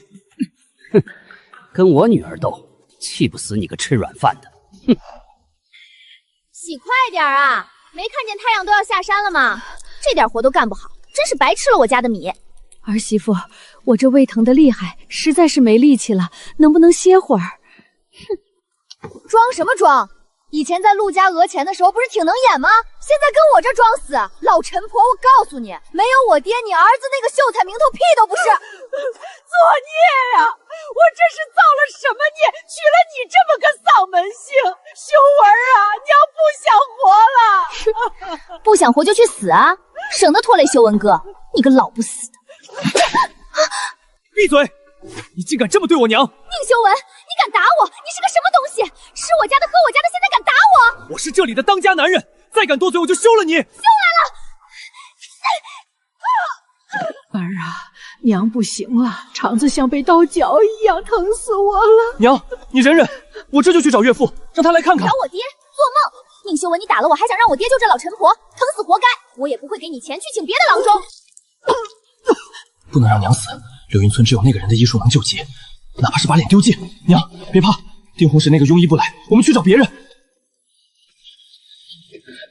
陆青青，如果你救不了我娘，我宁修君做鬼也不放过你。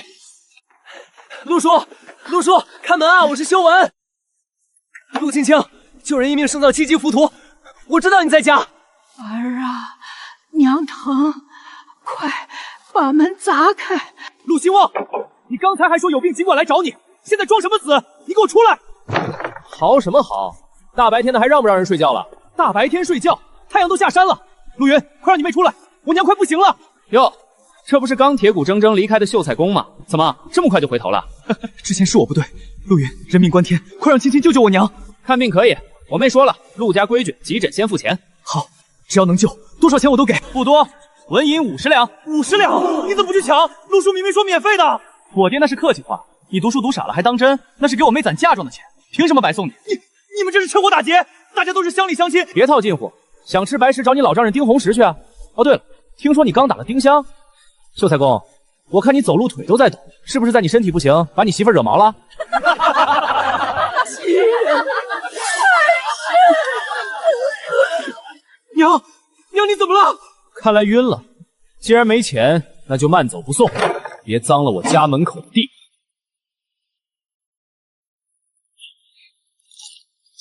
小妹，那个你大哥他……大哥怎么了？身体不舒服？不是，是他最近晚上总是憋得难受，在床上翻来覆去的。他说是你吩咐的，不到日子不行。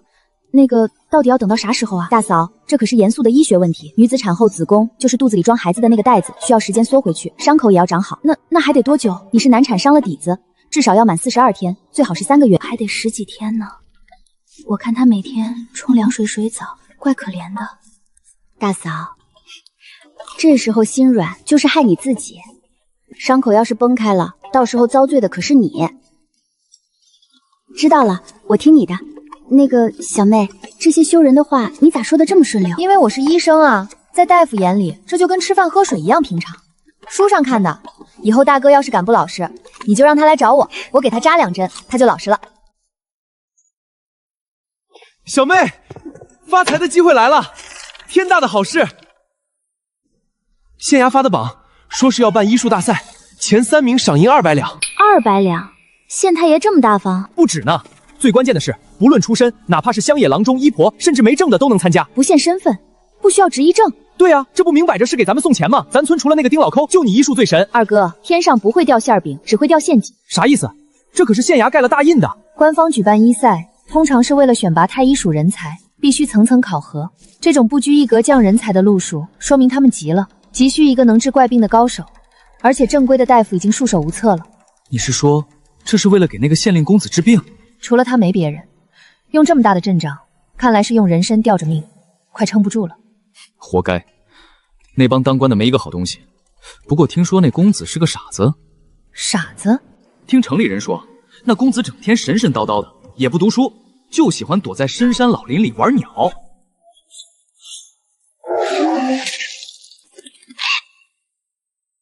那个在山上救过我的傻小子，竟然就是县令公子。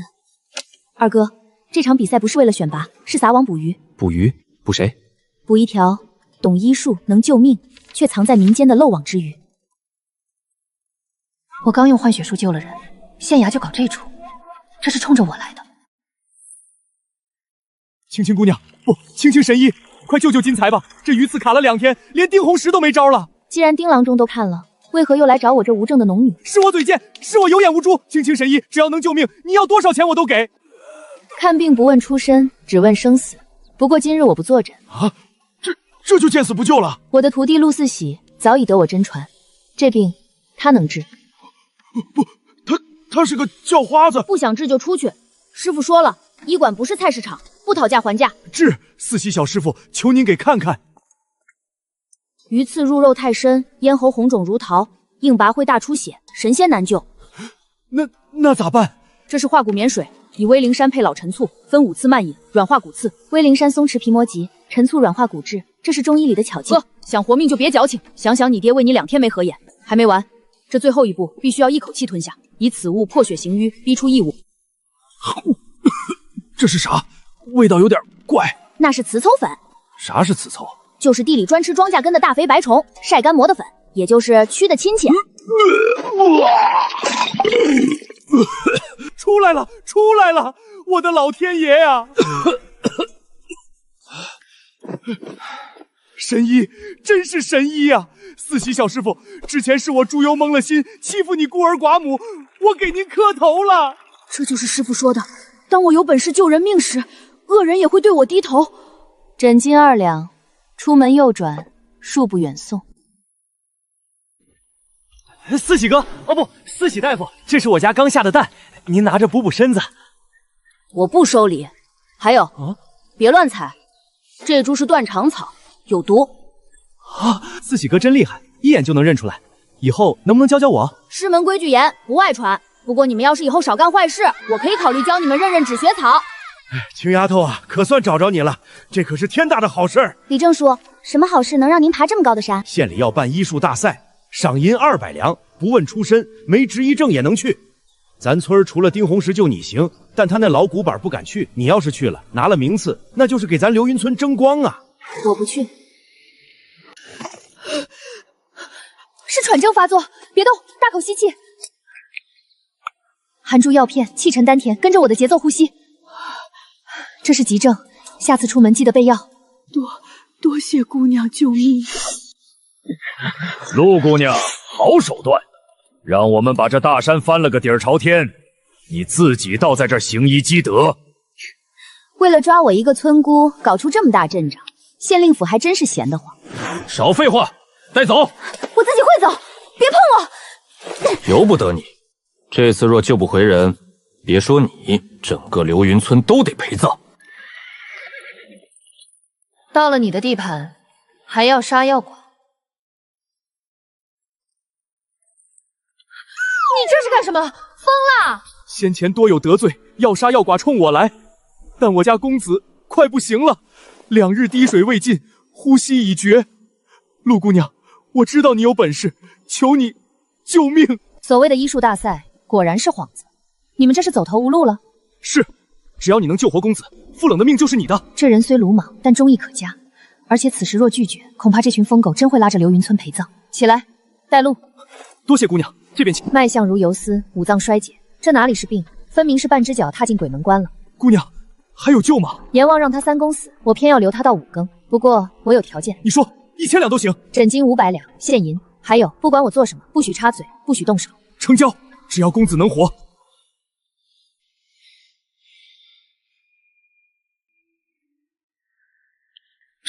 公子从不吃糖，这时候喂糖有什么用？这是高浓度的糖精，他现在是低血糖休克，必须快速补充能量，刺激大脑苏醒。吞下去了，神了！住手！你要干什么？想让他死就拔刀。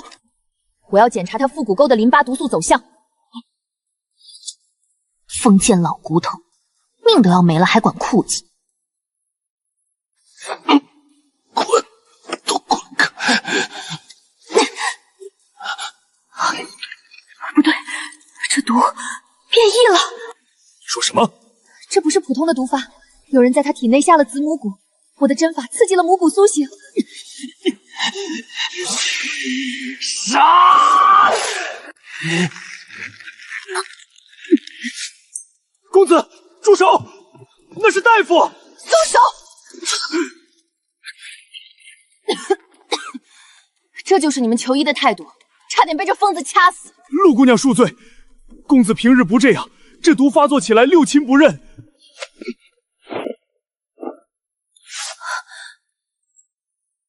这就是所谓的火灾毁容，这分明是严刑拷打留下的旧伤。姑娘，只管治病，别看不想干的东西，知道多了对你没好处。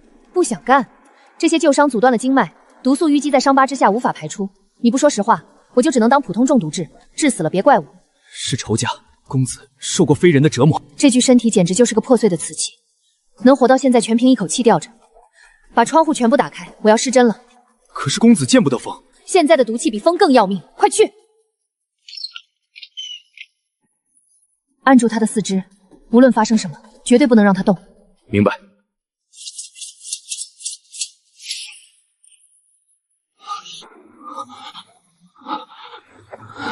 这是什么针法？好快，根本看不清下针的位置。这叫阎王来了勾不走。最后3针，鬼门关前抢人。哼！公子，撑住啊！咽下去，这是救命的神药。又是糖，这都什么时候了？闭嘴！他在消耗生命力排毒，没有糖分补充，心脏瞬间就会骤停。吐出来！这血竟有剧毒，命保住了。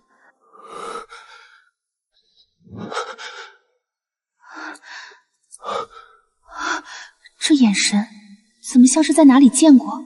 好冷的杀气，却又透着一种绝望的干净。是你救了我，不然呢？难不成是你这傻大个侍卫哭回来的？公子，你终于醒了，吓死属下了。好，公子，你怎么了？别叫魂了，毒血武功心太久，刚才是回光返照的清醒，现在是正常昏睡，让他睡。吓死我了，陆姑娘真是神医啊！那糖也是神物，500两诊金，1分不能少。另外，那糖叫葡萄糖，以后我会教你怎么做。别高兴太早，上半身的毒是逼出来了，但毒素下沉，淤积在下肢淋巴系统，如果不及时疏通，他这双腿就废了。那怎么办？还要扎针？当然，而且必须扎腹股沟的环跳，击门挤出大血。不行，绝对不行！陆姑娘，男女授受不亲，况且我家公子最忌讳别人碰他那里。我是大夫，在我眼里只有病患，没有男女。你要是想让他以后当个摊子，就继续拦着。可是，公子要是醒来知道裤子被扒了，会杀人的。他现在混得像死猪一样，知道个屁！让开！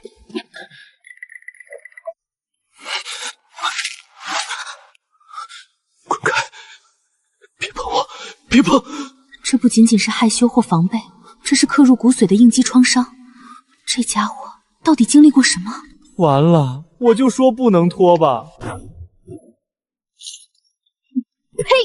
这红烧肉糖色炒过了，发苦。这鱼也没去腥县，县衙的厨子是打死卖盐的了吗？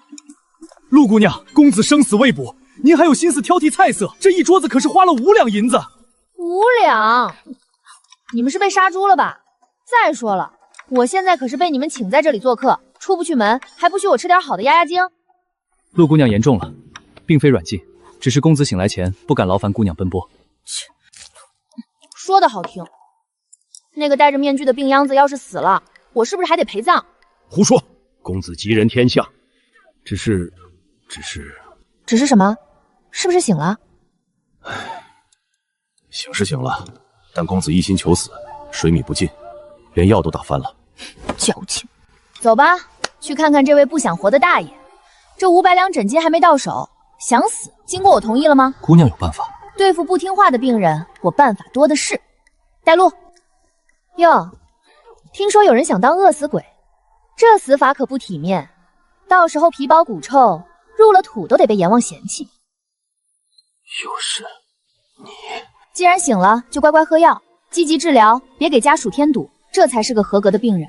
不必，白费力气，这具身体我自己清楚。多谢姑娘2次相救，来世再还。来世？这年头欠债的都喜欢推到来世，我只要现实报，把药喝了。公子，求您了，喝一口吧。陆姑娘医术通神，一定能救您的。公子，您若不喝，傅冷这就死在您面前。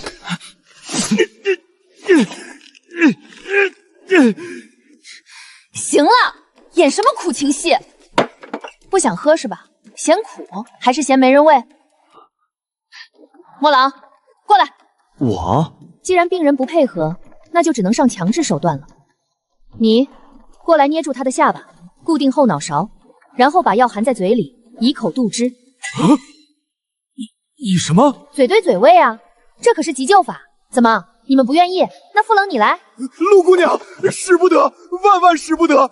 公子清白之躯，这姑娘饶命！属下不敢亵渎公子。放肆！都不愿意，那就没办法了，只能本姑娘亲自上了。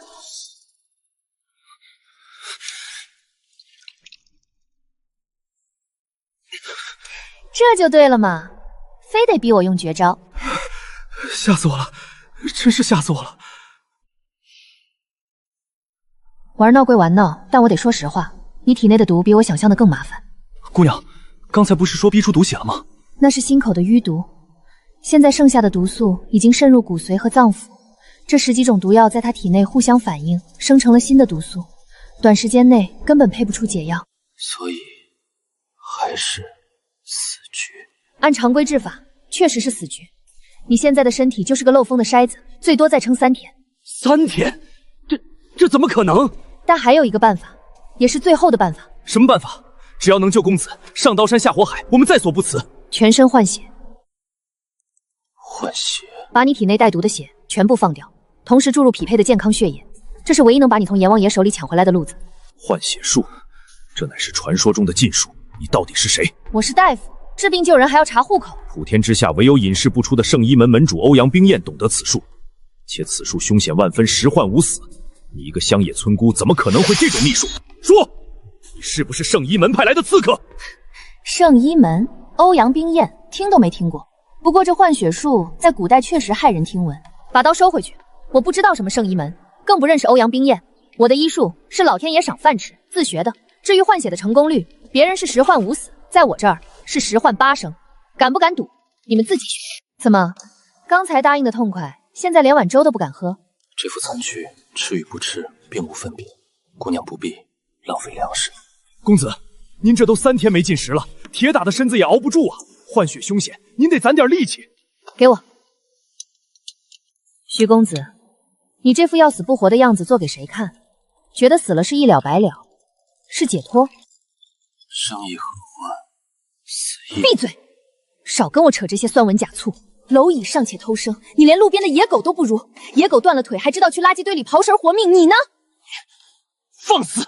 我放肆？我看是你自私。你死了倒是干净，你这忠心耿耿的护卫怎么办？他们为了你下跪求人，为了你把脑袋别在裤腰带上，你两腿一蹬，让他们陪葬。这就是你所谓的贵人风骨，不过是个懦夫。拿来。有力气生气，就有力气吃饭。张嘴，哼，咽下去。每一粒米都是这一线生机，你敢吐出来试试？吃了，公子终于肯吃了。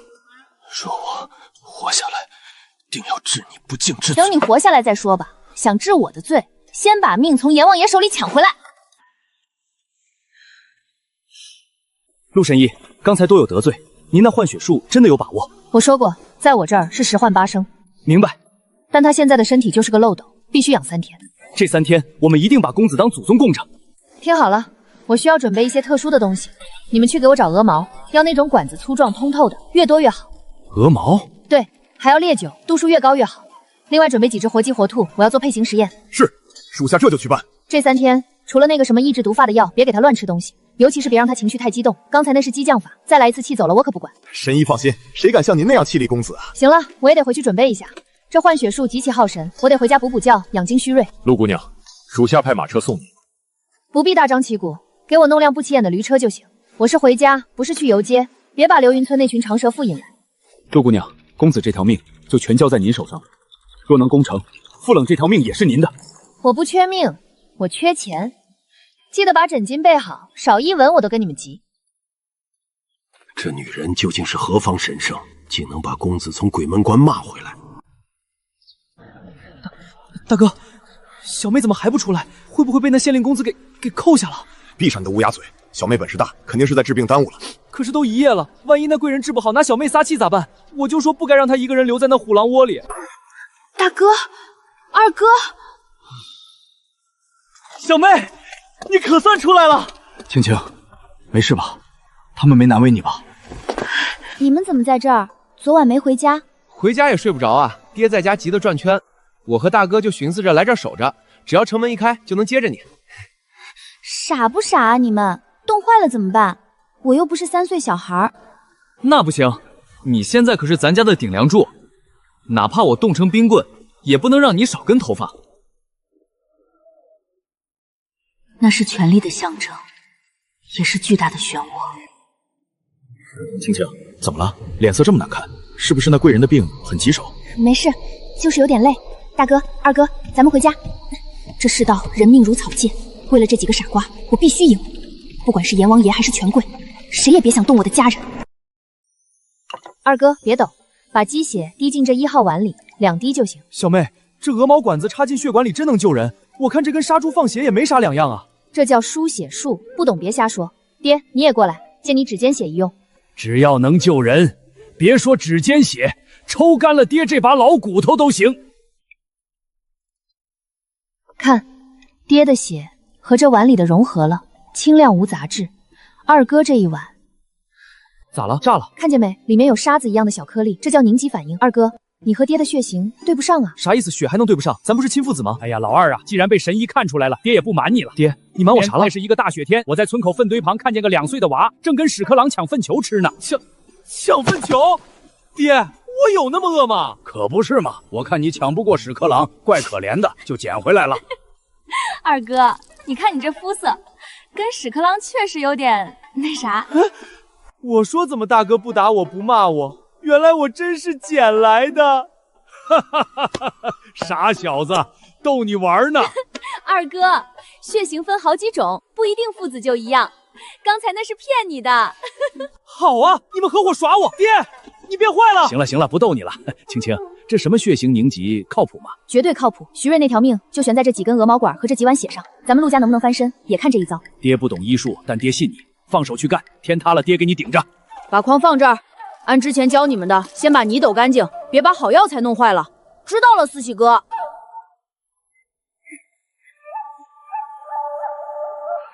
陆姐姐，你看我们采了好多药。青青姐，你看，陆神医姐姐，您累了吧？神医姐姐，这是我娘特意让我带的大红枣，甜着呢，给您补补身子。你们干嘛？不是说好把药交了就走吗？四小，这就是你不懂事了。神医姐姐教咱们认药，咱们不得孝敬孝敬？四喜是我的学徒，我教他是本分。至于你们，陆家不收礼，只做买卖。这是你们今天的工钱，拿了钱把东西带回去。神医姐姐，我们不要钱，我们就想不想收钱，那就把草药倒回去，怎么来的怎么走。师傅，我是不是做错了？我不该带他们来。四喜，你要记住，这世上无事献殷勤，非奸即盗，真正的朋友是平等的。这种还没干活就想着讨好走捷径的，心术不正。我记住了，以后我不带他们玩了。倒也不必因噎废神，只要咱们守住底线，把他们当短工用便是。这世道，好人要当，但这心眼得比坏人多。哎呦，青青妹子，起这么早啊？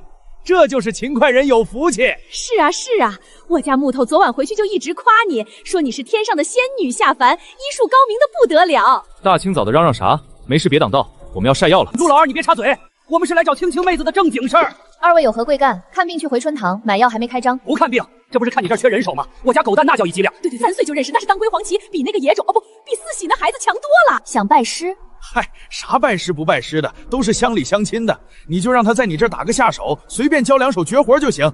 这肉和蛋你收着。这些人哪里是敬重医术，分明是看陆家靠行医发了财，想把孩子塞进来偷师，好分一杯羹。拿走！哎呦，我的鸡蛋！陆青青，你这是干什么？给脸不要脸啊！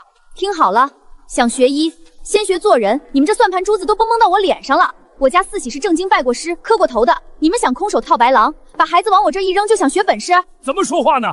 不就是个破郎中吗？还真把自己当盘菜了。咱们这么看得起你，你别不识抬举。着，想在陆家撒野，也不打听打听我陆云以前是干嘛的？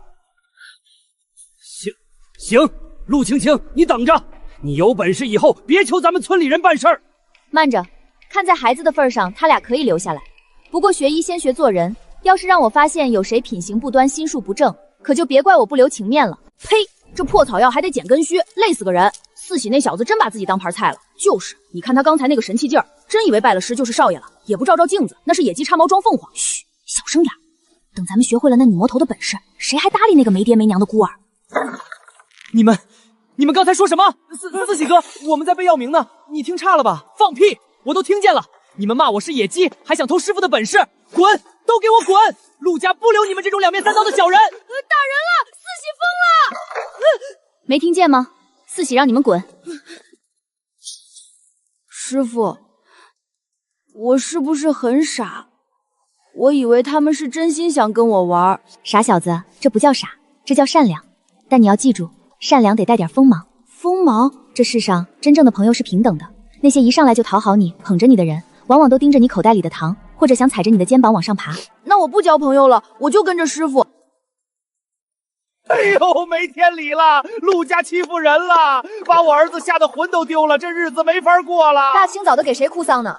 你儿子那是做贼心虚，被赶走那是活该。我不管，我儿子回家就发烧说胡话，那是被你们吓的。赔钱，没有10两银子，这事儿没完。10两？你怎么不去抢？我看你是皮痒了，想让你陆二爷给你松松骨。你打死我正好，大家都看着呢。陆家发了财就欺负穷邻居，还要杀人灭口啊！想讹诈？行，二哥去报官，就说有人在咱们神医门口寻衅滋事，让县太爷来评评理。报官？那我也躺着不走，我看你们怎么做生意。让开，都给我让开！谁敢欺负我闺女，我就跟他拼命！你要躺是吧？行，你就躺着，我不怕养你一辈子。夜里寒湿，你就在这躺成个摊子。等你媳妇儿改嫁，儿子去要饭，我就给你在门口搭个狗窝，天天给你送泔水饭，养到你闭眼蹬腿为止。你们这一家子疯子，等着！你们给我等着！爹，威武！这招比我的拳头还管用。青青啊，爹是不是给你惹祸了？那泔水本来是留着喂猪的。没，爹，你刚才帅呆了。公子，您就吃一口吧，这可是专门让人熬的红枣奶羹，补气血的。那走。您这都1天没进食了，明天就要，您这身子骨怎么撑得住啊？撑不住正好，直接2腿一蹬，我也省得费力气救个求死鬼。陆姑娘，您可算来了，快劝劝公子吧，他……劝什么？有人想死，神仙也拉不住。莫朗，把饭菜撤了，直接准备棺材吧。放肆！怎么想死还不让人收尸？徐瑞，你以为你是谁？全天下人都得求着你活，别太把自己当盘菜了。陆姑娘，激将法对我没用。激将？我是在陈述事实。这世上有一种虫子叫蜉蝣，蜉蝣朝生暮死，生命只有短短1天。可即便如此，他们也会拼尽全力冲破泥沙，钻出水面。为了什么？为了在太阳落沙前完成他们生命的延续，证明他们来过这个世界。陆姑娘，您别拿我家公子跟那种低等虫子比行不行？太晦气了。闭嘴！虫子尚且知道惜命，知道那是作为生命的本能和使命，你呢？堂堂7尺男儿，遇到点挫折就要死要活，你连只虫子都不如。你简直粗鄙不堪！粗鄙？那你告诉我，你所谓的高贵就是在这儿等死，就是辜负所有拼命想救你的人。徐瑞，你这不是高贵，是自私，是懦夫才干的事儿。傅冷在，拿来。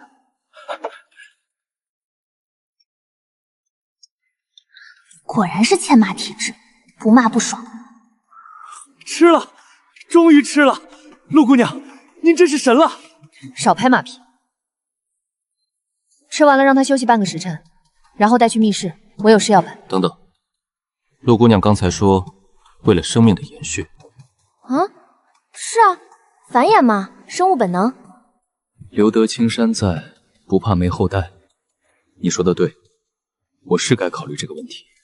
啊，这废太子的关注点是不是歪得太离谱了？对对对，公子，我也觉得陆姑娘说的有理，咱们得多生几个小公子。出去。是，这就滚。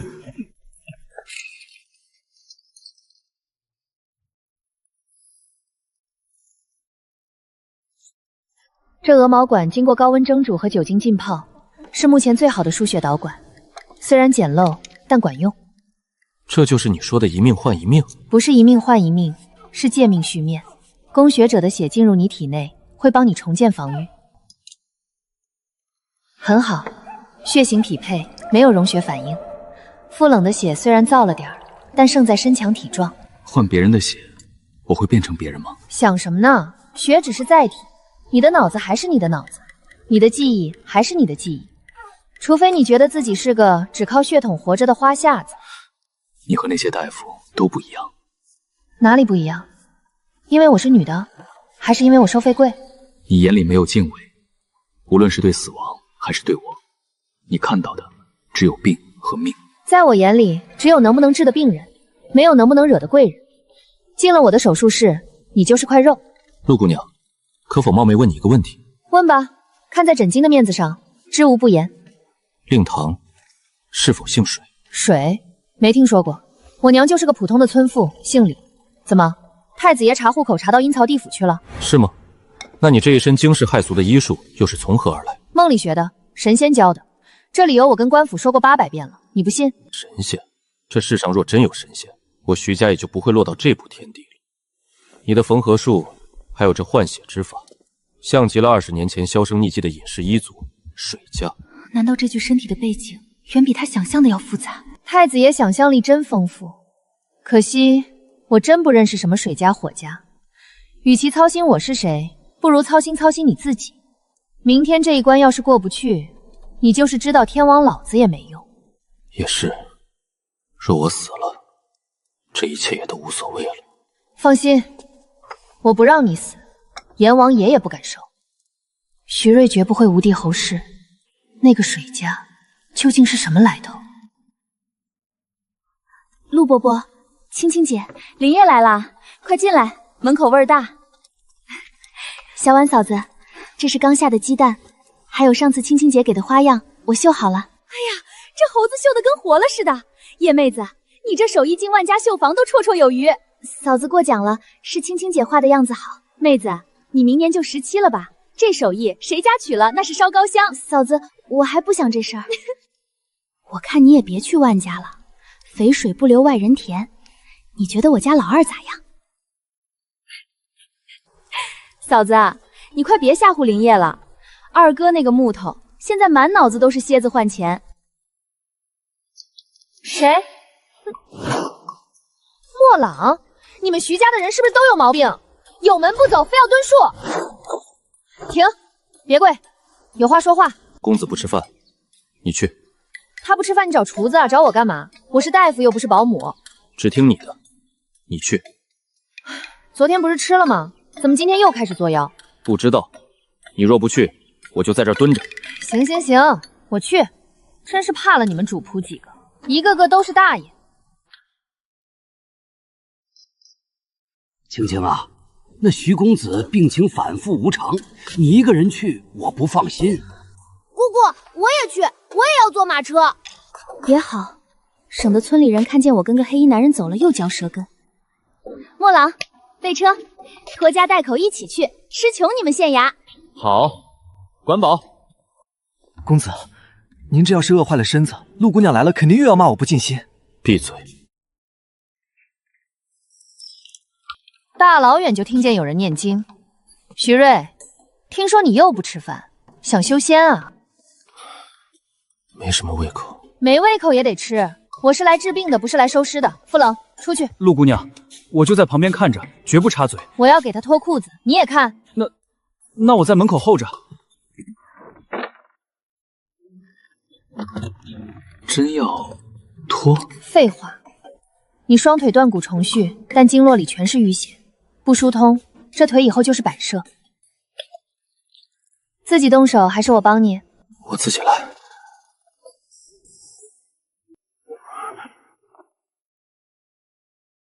忍着点儿，可能会有点痒。这是水蛭哟，大少爷还认识这种香野玩意儿？这是特制的医用水蛭，专门吸食陈旧淤血。以前在水牢见过。那正好，以前他们咬你，今天让他们帮你，这也算是以毒攻毒了。放松，别紧绷着肌肉，否则血流不通。陆姑娘，你不怕吗？怕什么？怕虫子？还是怕你？我是个废人，又满身污秽。在我眼里，只有病人和死人。你现在活得好好的，矫情什么？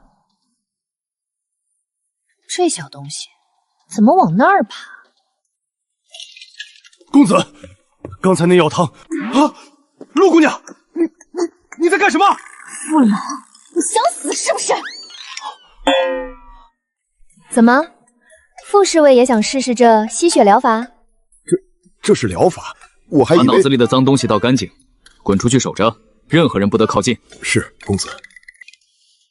徐瑞，这只是第一步，要彻底根除毒素，我得给你来个大换血。换血？把你体内的毒血抽出一部分，再输入健康的新血。人体就是个容器，脏水倒出去，清水灌进来，慢慢就清了。换血？那得用谁的血？是不是得找老爷的血亲？只要血型匹配，乞丐的血和皇帝的血没区别。胡扯！我家公子金枝玉叶，怎能留下等人的血？傅冷，闭嘴！在阎王爷眼里，只有死人和活人，没有贵人和贱人。想让你家公子活命，就按我说的做，去找10几个身体健壮的年轻人，男女不输。我要筛选供血者，这就是硬指标。听他的，此事绝密，若走漏风声，唯你是问。属下这就去办。行了，治病是个体力活。莫朗，带路去厨房，我看那池子里有几条肥鱼不错。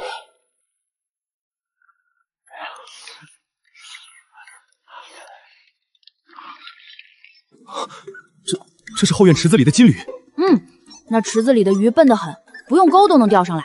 那是县令大人的风水鱼，3两银子一条，说是保官运亨通的。现在它是保命汤，你家公子身体虚，只能喝粥，这鱼汤正好给我们补补脑子。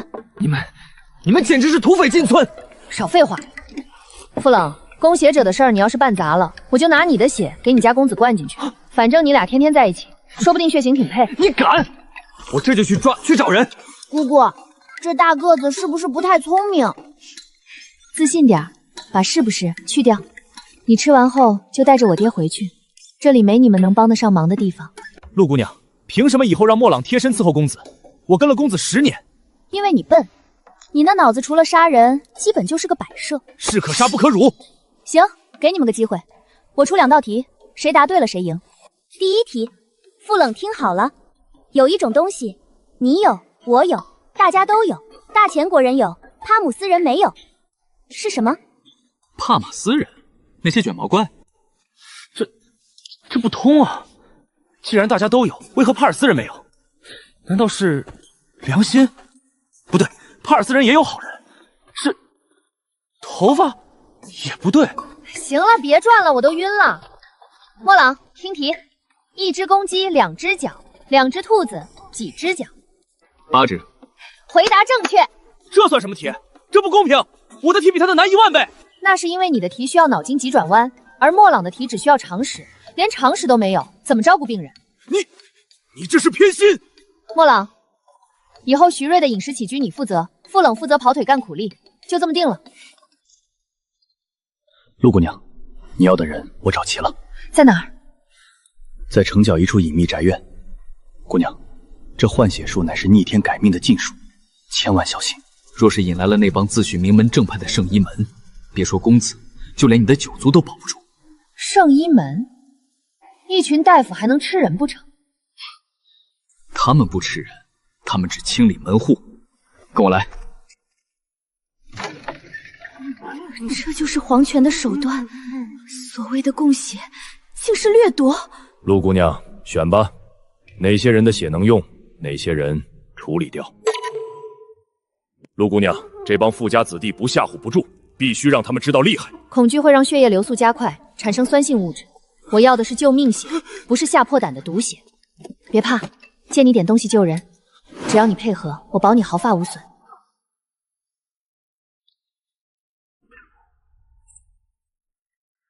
这个不行，发生凝聚反应，输进去就是催命符。下一个。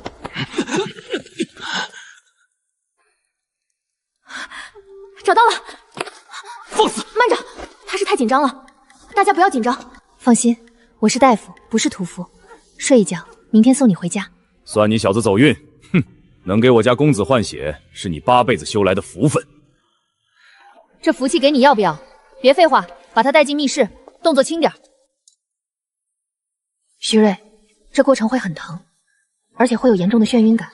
若是撑不住，就喊出来，不救人。喊出来能止疼吗？不能，但能让你那个笨蛋侍卫心疼死。那还是算了，开始吧。别乱动，正在引出毒血，忍着点儿。这是把烂泥从你身体里挖出来的过程。抓住我，我就在这儿，哪儿也不去。青青，若是这一关过不去，闭嘴！我的阎王殿还没开张，不收你这条命。这双眼睛竟比这世间任何光都要亮。第1次换血完成，徐瑞，恭喜你，还是个人。欠你一条命。记账上，利息很贵的。这么多血，公子他还活着吗？活得好好的，赶紧把这些毒血处理干净，别留下痕迹。圣医门要是闻着味儿来了，我可不负责打架。爹，早饭吃什么？我快饿扁了。陆姑娘，喝粥。谢了。怎么是你？我爹呢？四喜呢？陆大爷昨夜就回村了，四喜在房里等你。回村？他大半夜的回村做什么？四喜，出什么事了？爹怎么突然走了？姑姑，你终于回来了。别慌，慢慢说。是不是村里有人生病了？不是生病，是那个崔石头半夜赶着牛车来的，说村里出大事了。什么大事？那个丁红石他带着官差把咱家围了，说是在咱家地里挖出了禁物。禁物？说是前朝的宫廷御药，现在爷爷被他们扣住了，说是要等你回去定罪。丁红石，好啊，我不去找你，你倒先把棺材抬到我门口了。徐瑞的命刚保住，我的后院就起火。看来这大秦国不把天捅个窟窿是没法好好过日子。别忙活了，先结账，500两，1条命。这价格公道，同走无屈，还得加100两出诊费。我家房子漏雨要修，我爹身子骨弱要补，家里还有个早产的奶娃要养。陆姑娘放心，我家公子乃金枝，乃贵人，区区500两算什么？就是，莫说500两，便是千金万两，买公子的命也值。傅冷，去库房取500两给陆姑娘，再拿2只百年老参。这钱呢？上次县令修水局说是暂借库房银两，把你存的那点家底掏空了。那咱们随身的银票呢？都在这一路逃亡和治病的路上花光了。合着你们刚才是在给我演空城计？千金万两，我这还有点碎银子。陆姑娘，能否先欠着，待我修书一封？欠条能当饭吃，我不吃画的大饼。你要干什么？不可对公子无礼。退下。成色不错，勉强抵个100两定金。那可是御赐。剩下的400两记账，利息按9出13归算。这鱼看着挺肥，也是定金的一部分。那是南边运来的观赏金鲤，一条好几两银子。既然这么贵，那就更得拿走了。公子，他抓走了您的转运金旗。让他抓，命都是他给的，几条鱼算什么？这女子竟能让人忘了身处绝境的凄凉。有了这白玉扣和金鲤鱼换的钱，就算丁红石要在官府上下打点，我也能砸出一条路来。姑姑，不好了，真的出大事了！慌什么？是不是丁红石又去家里闹了？不光是丁红石，是大哥。大哥怎么了？说清楚。刚才村里来线说，大哥在大槐树村给人做木工，被人诬陷在婚床上刻了诅咒的铭文。主家把大哥打了，打得浑身是血，现在生死不惊，爷爷也被气晕过去了。好一个连环计！丁红石在前，这烂事在后，这是要把我陆家往绝路上逼。姑姑，你没事吧？我没事，提着鱼去换钱，不管是死鱼活鱼，都给我换成银子。那你呢？我去杀人，不，去救人。姑姑，救人需钱，先变现。四喜，把鱼摆出来。姑姑，大哥那边没钱拿什么救命？拿什么打点？听我的。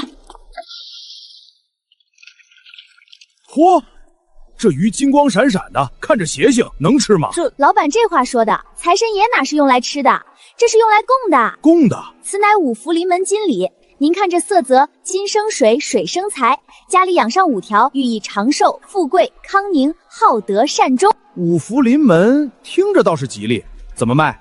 一口价12两银子，连桶送您。这么贵？南边运来的才3两一条，10两。成交，祝老板财源广进。这就卖了。走，去当铺。这玉成色极佳，姑娘面生，这来路……县衙后院那位贵人赏的，说是最近这玉料开采难，这可是宫里流行的样式。既是贵人赏的，那自然没问题。15两。掌柜的，贵人说这玉可不止这个价，您收了去，转手卖给城里的富户，说是沾了县衙贵气的。20两，不能再多了。成交。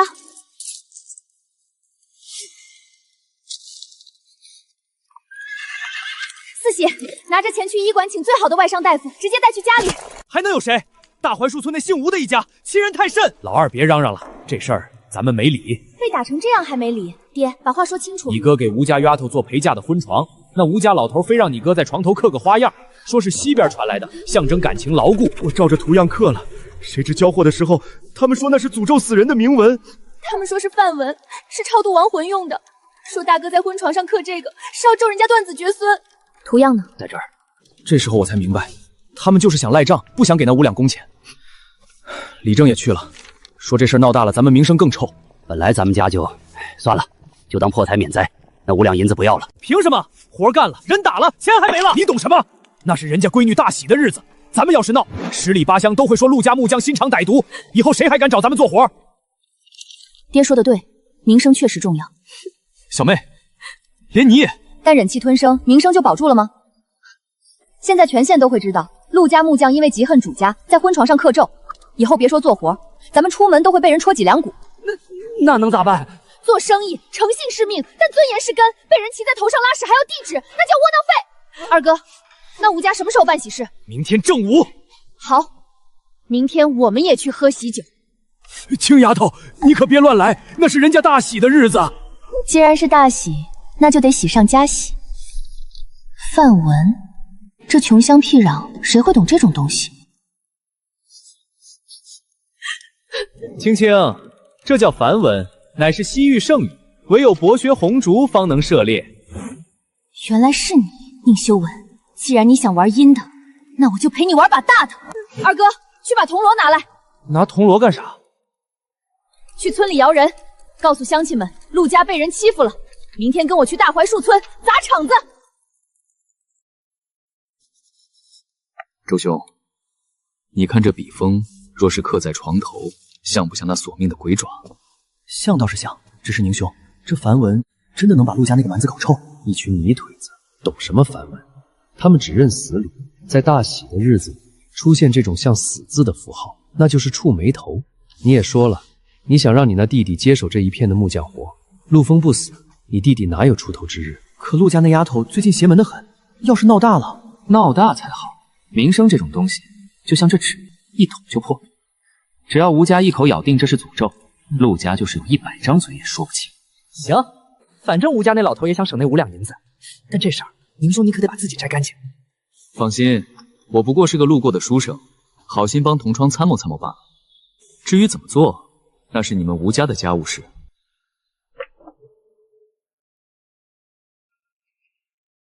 陆青青，这次我看你怎么翻身。得罪了读书人，我有的是法子让你视而不死。陆老二，你敲什么丧门锣？惊了村里的狗，你赔啊！赔个屁！老子今天要赔，也是赔那个狗日的吴家。青丫头，你也跟着胡闹，快下来！这像什么话？李正叔，既然大家都来了，正好做个见证。这吴家也太霸道了吧！陆家这事踢到铁板了，咱惹不起。这是我二哥，昨天在大槐树村被人打了，不仅打了人，还赖了我们的工钱，更污蔑我陆家在婚床上刻咒害人。行了行了，受了委屈去报官，在这聚众能顶什么用？都散了散了。报官？官府断案要3天，我陆家的这口恶气今天就要出。明天我要去大槐树村讨个公道，凡是跟我去的壮夫，每人50文，或者找我看病免费1次。青青妹子，真给钱？现结，绝不拖欠。都给我站住！你们疯了吗？这是聚众斗殴，是要坐牢的。陆青青，你想害死大家吗？你要是敢带人出村，我现在就去县衙告你。各位叔伯兄弟，你们怕坐牢怕惹事，我理解。但你们有没有想过，为什么大槐树村敢这么欺负陆家？因为他们觉得流云村的人是一盘散沙，是一根容易折断的枯枝。当年逃荒，大家是怎么活下来的？是因为有人掉队了没人管吗？不是因为咱们抱团。今天他们敢欺负陆家，明天就敢骑在你们头上拉屎。如果强盗进村，你们是想被人一个个宰了，还是拧成一股绳把他们打出去？我不要你们去打架，我只要你们去站场子。若真出了事，所有的罪责我陆青青一人承担。妈的，这气我受够了！算我一个，不要钱，我就要以后给我娘看病。走，咱们兄弟也去，不能让外村人看扁了流云村。我也去，我会杀猪，杀他们个片甲不留。我也去，我会骂街，骂死那帮不要脸的。我也去，小妹，80多个了。反了反了，陆青青，你这是要把流云村往火坑里推！只要我还是李正，你们谁也别想出这个村。你要是敢迈出这一步，我现在就骑马去县衙告你们聚众谋反。李正叔，谋反是大罪，但法不责众也是治理。这80个人要是都去县衙喊冤，你觉得县太爷是抓我们，还是治你一个教化无方的罪？各位，明早晨时带上家伙，咱们去大槐树村喝喜酒。喝喜酒，喝喜酒！同喜同喜，大家吃好喝好。今日我家闺女嫁给秀才宫的同窗，那是光宗耀祖。这是哪家来贺喜的？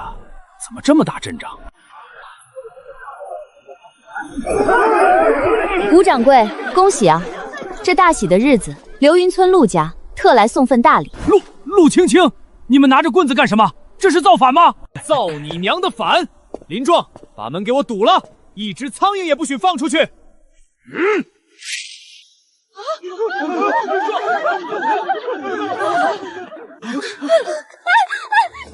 了！土匪进村了！当家的救命啊！大哥，把那张刻咒的婚床给我抬上来。你们把这晦气东西抬来干什么？这是要咒死我闺女吗？晦气！吴老爹，这床上的每一刀每一凿都是我陆枫的心血，是你为了赖掉那5两银子，污蔑我刻咒害人！放屁！明明是你心术不正！兄弟们，把这帮穷鬼打出去！看谁敢动！吴老爹，现在能好好说话了吗？陆青青，你有辱斯文！我是读书人，是秀才宫的同窗，你带人冲撞婚礼，这是大前律法不容的重罪。读书人，周深，你既然读过圣贤书，就该知道礼义廉耻。为了让你那不成器的弟弟接手木匠活，你伙同宁修文设计陷害我大哥。这床腿上的皱纹是你亲手画的图样吧？你血口喷人，大家别信他，她是流云村的恶女，她是来讹钱的。这就是那个陆家，听说陆家老大老实巴交的，真能干出刻咒的事。各位乡亲，我大哥为了做这张床，熬了半个月的通宵。若是真想害人，何必等到交货才刻字？周公子，你敢不敢当着大家的面把你弟弟叫出来，让他现场刻一个同样的雕花？若是他能刻出来，我陆青青把头割下来给你当球踢。今天是婚礼，不宜动刀。是不宜还是不敢？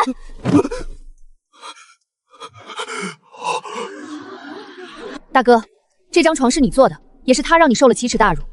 现在公道就在你手里，毁了它，那些泼在你身上的脏水，今天必须洗干净。吴家、周家，你们欺人太甚！别批，那是花梨木的，值20两银子啊！不能批，这是我的婚床，批了就是断子绝孙、大凶之兆！快拦住他！再往前一步，老子让你红二变白事！给我开！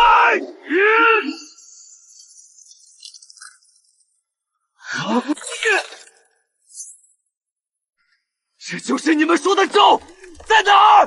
在哪儿？吴老三，刚才喊得最凶的是你吧？这床是谁让你污蔑我哥的？别杀我！我说是周深，是周深让我这么干的。他说只要毁了陆枫的名声，这木匠活以后就归他弟弟了。周深，你是读书人，怎么能干这种缺德事？周公子，还要我也给你一斧头，你才肯说实话吗？不怪我，不是我出来的，不是我想出来的，是宁修文，是他教我的。那些梵文符号也是宁修文画给我的。他说陆家人老实好欺负，这是万无一失的毒计。我是被他蛊惑的。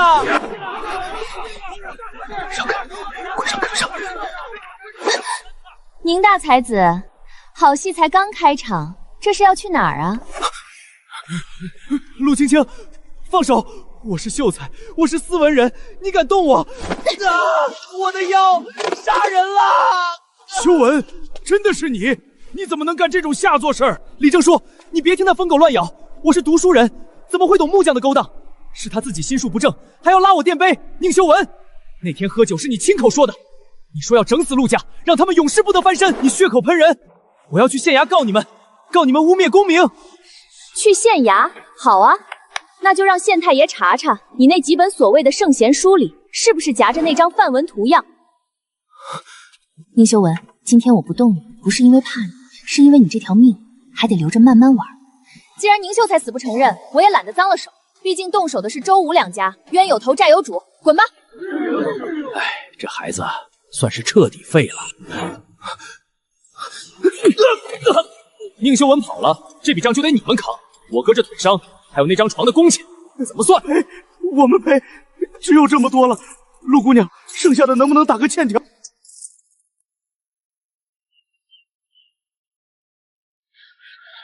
欠条就不必了，我看这喜宴也没人吃了，倒掉也是浪费。这3两银子算医药费，剩下的债就用这顿酒洗底了。兄弟们，今天敞开了吃，算吴掌柜请客。好，谢谢青青，谢谢吴掌柜。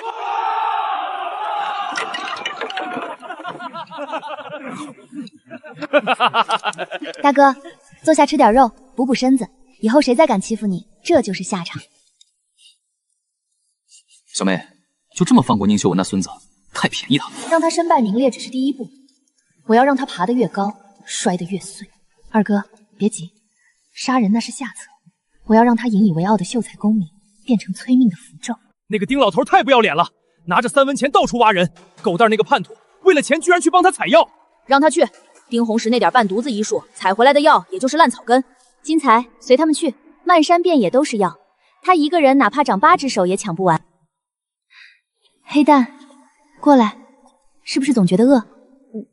饿，吃了饭也饿。后娘骂我是饿死鬼投胎。不是饿死鬼，是肚子里有虫子在抢你的饭吃。听好了，连皮带人，放嘴里嚼得烂烂的再咽下去，这东西能把虫子醉倒。小姑，这一把瓜子就能治病，我还以为你要给他扎针呢。这叫食疗。金彩，你要不要也吃点儿？明天保准给你个惊喜。陆神医，活神仙啊！我家黑蛋吃了你给的瓜子之后舒服多了，很多虫子还在动呢，我都不知道这东西是怎么来的。那叫蛔虫，虫排出来以后黑蛋就能长高了。我以前还打他，以为他是贪吃。陆姑娘，这些黄豆是你诊金，以后谁敢说你坏话，看我不教训他！各位叔伯婶子，咱们陆氏诊所保证童叟不迁。走快点儿，还要去你那个穷酸同窗家借钱，丢不丢人？闭嘴！妇道人家懂什么？这叫通融。等我中了举人，中举？就凭你，现在连流云村的狗看见你都要叫2声。我爹说了，不再给你1分钱。丁香，你别忘了，是你当初死皮赖脸要嫁给我，现在嫌我穷，晚了。我那是瞎了眼，以为嫁了个官老爷，结果是个只能靠女人养的废物，连陆青青那个贱人都比你强。这就是那个负心汉秀才，真是一对活宝。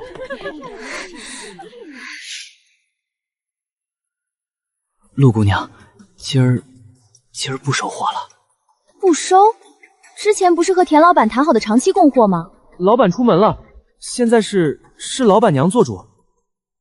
哟，这就是那个陆青青，长得一副狐妹子样，难怪把我当家的魂儿都勾没了。你嘴巴放干净点，我们是来做生意的。生意？我看是勾当吧。丁大夫都跟我说了，你们陆家的药材不干不净，还专门靠勾引男人卖高价。田夫人，商场如战场，丁红石恶意压价，你听信谗言是你的损失。我们的药材成色如何？你找个行家一看便知。我看你就是个烂货。拿着你的垃圾滚！以后长乐镇谁敢收陆家的药，就是跟我田家过不去。你这疯婆娘，这药我们要花10天才能炮制好。我揍死你！很好，丁红石、田家，既然你们想玩垄断，那我就让这长乐镇的药材市场彻底改姓陆。二哥，把药捡起来，这药太贵，他们田家买不起。这差价赚得漂亮。莫朗，以后你就是我陆氏药铺在县衙的独家代理人。陆姑娘过奖，我只是借了公子的事。那些药商见我是县衙的人，根本不敢压价，给的都是顶格的高价。哼，以前只知道你会潜伏刺探，没想到做起2道贩子来也这么顺手。怎么，以后打算改了当掌柜？傅冷，这叫资源递换。公子现在的处境，咱们得多攒点家底。小打小闹结束了，接下来是硬菜。这里有20瓶特制金疮药和祛疤药。这味道怎么跟宫里的玉露散有7分像？那可是用龙骨和橡皮熬的。龙骨橡皮我可用不起，这是我用土鳖虫、红花加上几味本地特产草药配的平替版。平替就是效果差不多，但价格只有1/1000，我定价1两银子1瓶。我要让这药连路边的乞丐攒钱都能买得起救命。宫里那药千金难求，你这药效若真有7成，只卖1两。陆青青，你不仅是个疯子，还是个要把同行逼死的商业鬼才。这生意我接了。陆姑娘，有了这药，我有把握把县城那些富商的钱袋子掏空一半。那一半归你和徐公子，一半归我，成交。成交。钱的事谈完了，该办正事了。徐瑞的情况如何？公子已经在密室泡过药浴了，但他最近越来越嗜睡，怕是毒性压不住了。这次感觉比上次冷。忍着点儿，换血本来就是逆天改命，身体排斥是正常的。傅冷，把炭盆再挪近点。陆姑娘，这个陈公子靠谱吗？上次抓他来的时候，这小子可是鬼哭狼嚎的。我验过3次血，他是目前唯一的匹配者。只要他不乱动，这血就是徐瑞的续命汤。不对，这不是排斥法应。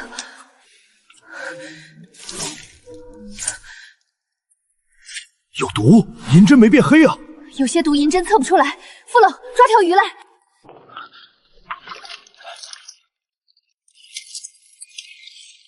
血里有毒。他是自己在服毒。傅冷，把屏风撤了。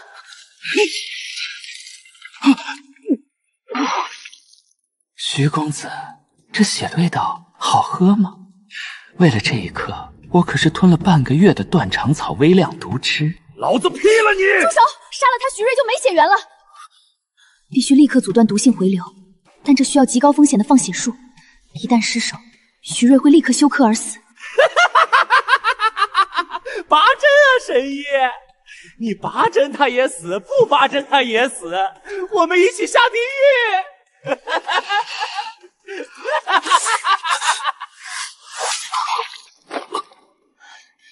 快，取烈酒，干净的鹅管，再把我药箱里的解毒草捣碎，榨出汁液备用，动作要快。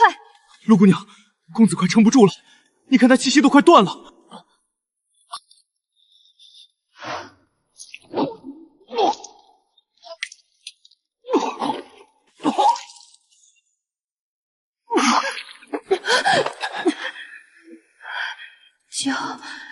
救回来了！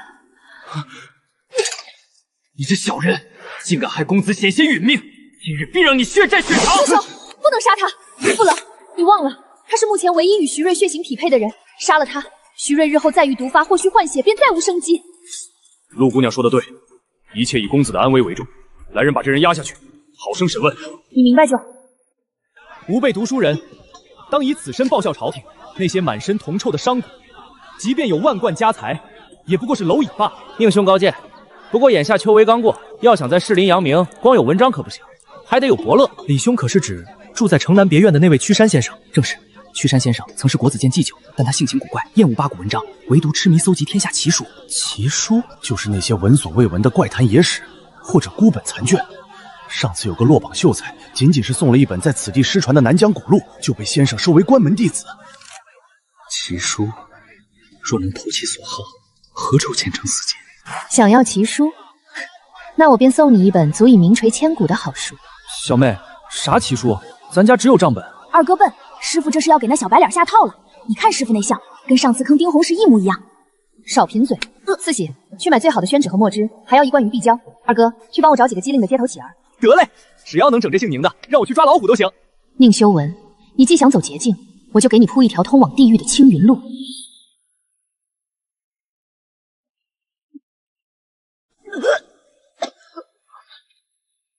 前面的是丁香，怎么瘦成这副鬼样子了？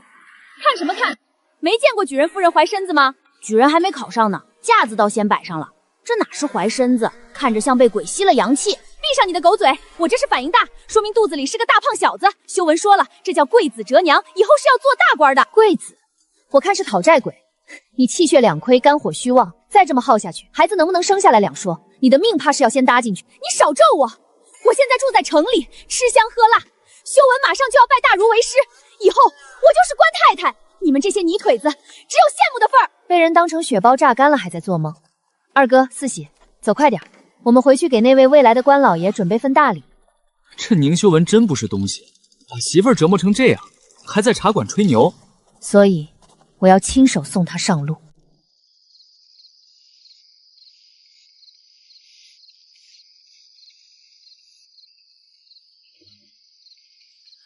师傅，是不是画的太生动了？不生动怎么能吸引人？那屈山先生虽是大儒，也是个男人，是男人就过不了这一关。正常翻阅看到的是长舌女和一犬救主，但只要手指稍稍用力摩挲，这胶水就会松开，里面的惊喜就会像炸弹一样蹦出来。若是宁修文把它当成正经奇书献上去，等到屈山先生当众翻阅时，那画面这辈子别想在读书人堆里混了。青丫头，这招是不是太损了点儿？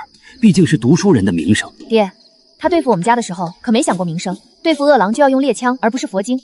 爹，这个字念诈，兵不厌诈的诈，您学会了吗？学会了，只要能唬住这个家，爹宁修文，儿已撒下，就等你这条贪吃的鱼上钩了。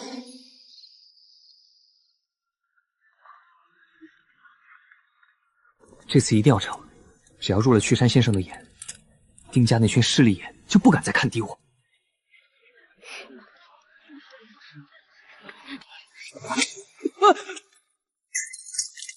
我的蛋，这可是家里最后的老母鸡下的。大老爷饶命，我不是故意的。快滚，真是晦气。还好书没坏，这可是我的命根子，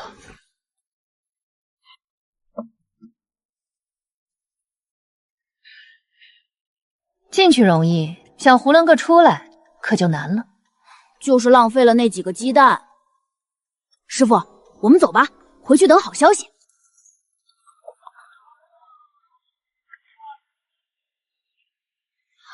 是他。师傅，怎么了？那是谁？那个换血的死尸，她竟然不是普通的妻子，她是京城派来的执旗人。四喜，快走！这明安县的天，怕是要变了。师傅，这和书里写的不一样啊！不是说战马威风凛凛，日行千里吗？这几匹看着连磨盘都拉不动。书里那是美化过的，好马都送去边关打仗了，剩下的这些能喘气、能拉车就算不错了。那匹呢？毛色发红，是不是传说中的汗血宝马？长松大爷说这种马跑起来出的汗像血一样，只有大将军才配骑。少听村里老头瞎吹，要是真流血汗，那将军骑一圈下来，屁股不得染红了？不知道的还以为将军来了月事呢。那是咋回事？这位小兄弟有所不知，并没有想的真的流血，只是因其皮薄毛细，奔跑后血管充盈，透过皮肤显出红色，故而世人误以为是血汗。公子说的对，但也不全对。哦，姑娘有何高见？这种马肩颈部位的毛细血管极度发达。在此地这种干燥气候下剧烈奔跑，血管壁受压破裂，确实会有少量血液混着汗液渗出，这叫寄生虫性出血，是病得治。这种说法闻所未闻，却又异常合乎逻辑。寄生虫，姑娘懂医？不懂，听村口兽医瞎咧咧的。四喜，这地方太臭了，咱去买大肘子，不买马了。兽医？哪家兽医能懂这些？这小小的明安县真是卧虎藏龙。陆姑娘，那个我不方便，我先走了。我不就是想学个车吗？她又不是黄花大闺女，跑什么？别看了，她那是害羞，这种技术活还得我来教。傅大哥，你脸皮真厚，这叫自信。陆姑娘，不是我吹，我家公子驯马那是一绝，我这也就是学了点皮毛，不过教你们这种新手绰绰有余。杀人啊！回春医馆杀人了，奸商害命啊！怎么回事？这县衙后门也敢大声喧哗？站住！慌什么？谁杀人了？医馆出人命了！田乐山的货源除了我就是丁红石，他的货早就在前几天出清了。这批新进的货绝对是丁红石的。傅冷，这是大事，药材混假是要掉脑袋的。田乐山的货是丁红石供的，要是让他们反应过来销毁证据，这黑锅没准就要乱扣了。丁红石就是那个流云村的庸医？对，他医术不精，变药不明，为了赚钱什么烂草根都敢往里掺。你是县令大人的亲信，现在带人去查，一抓一个准。你这是想借刀杀人？我这是为民除害，难道你想看着以后许你家公子吃的药里也混着毒草？来人，带上仵作和差役去流云村。丁红石，这回我看你怎么翻身！冤枉啊！我是冤枉的，那是田乐山陷害我，我可是十里八乡的名医，你们不能抓我！名医，药材里掺了断肠草的根须，吃死了人，证据却活脸叫名医，带走！放开我爹！你们这群强盗！我要让我夫君去告你们！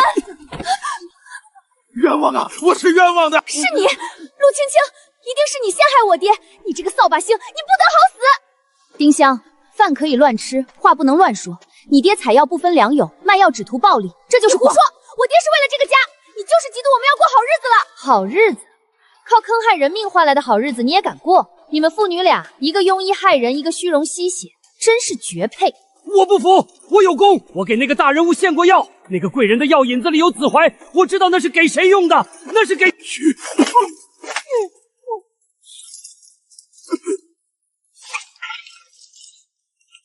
带走。师傅，那个丁老头刚才想喊什么？那个大哥哥怎么突然变得那么吓人？四喜，记住，有时候知道的太多，比不知道更危险。这只肘子怕是不好消化了，我们可能惹上了不该惹的麻烦。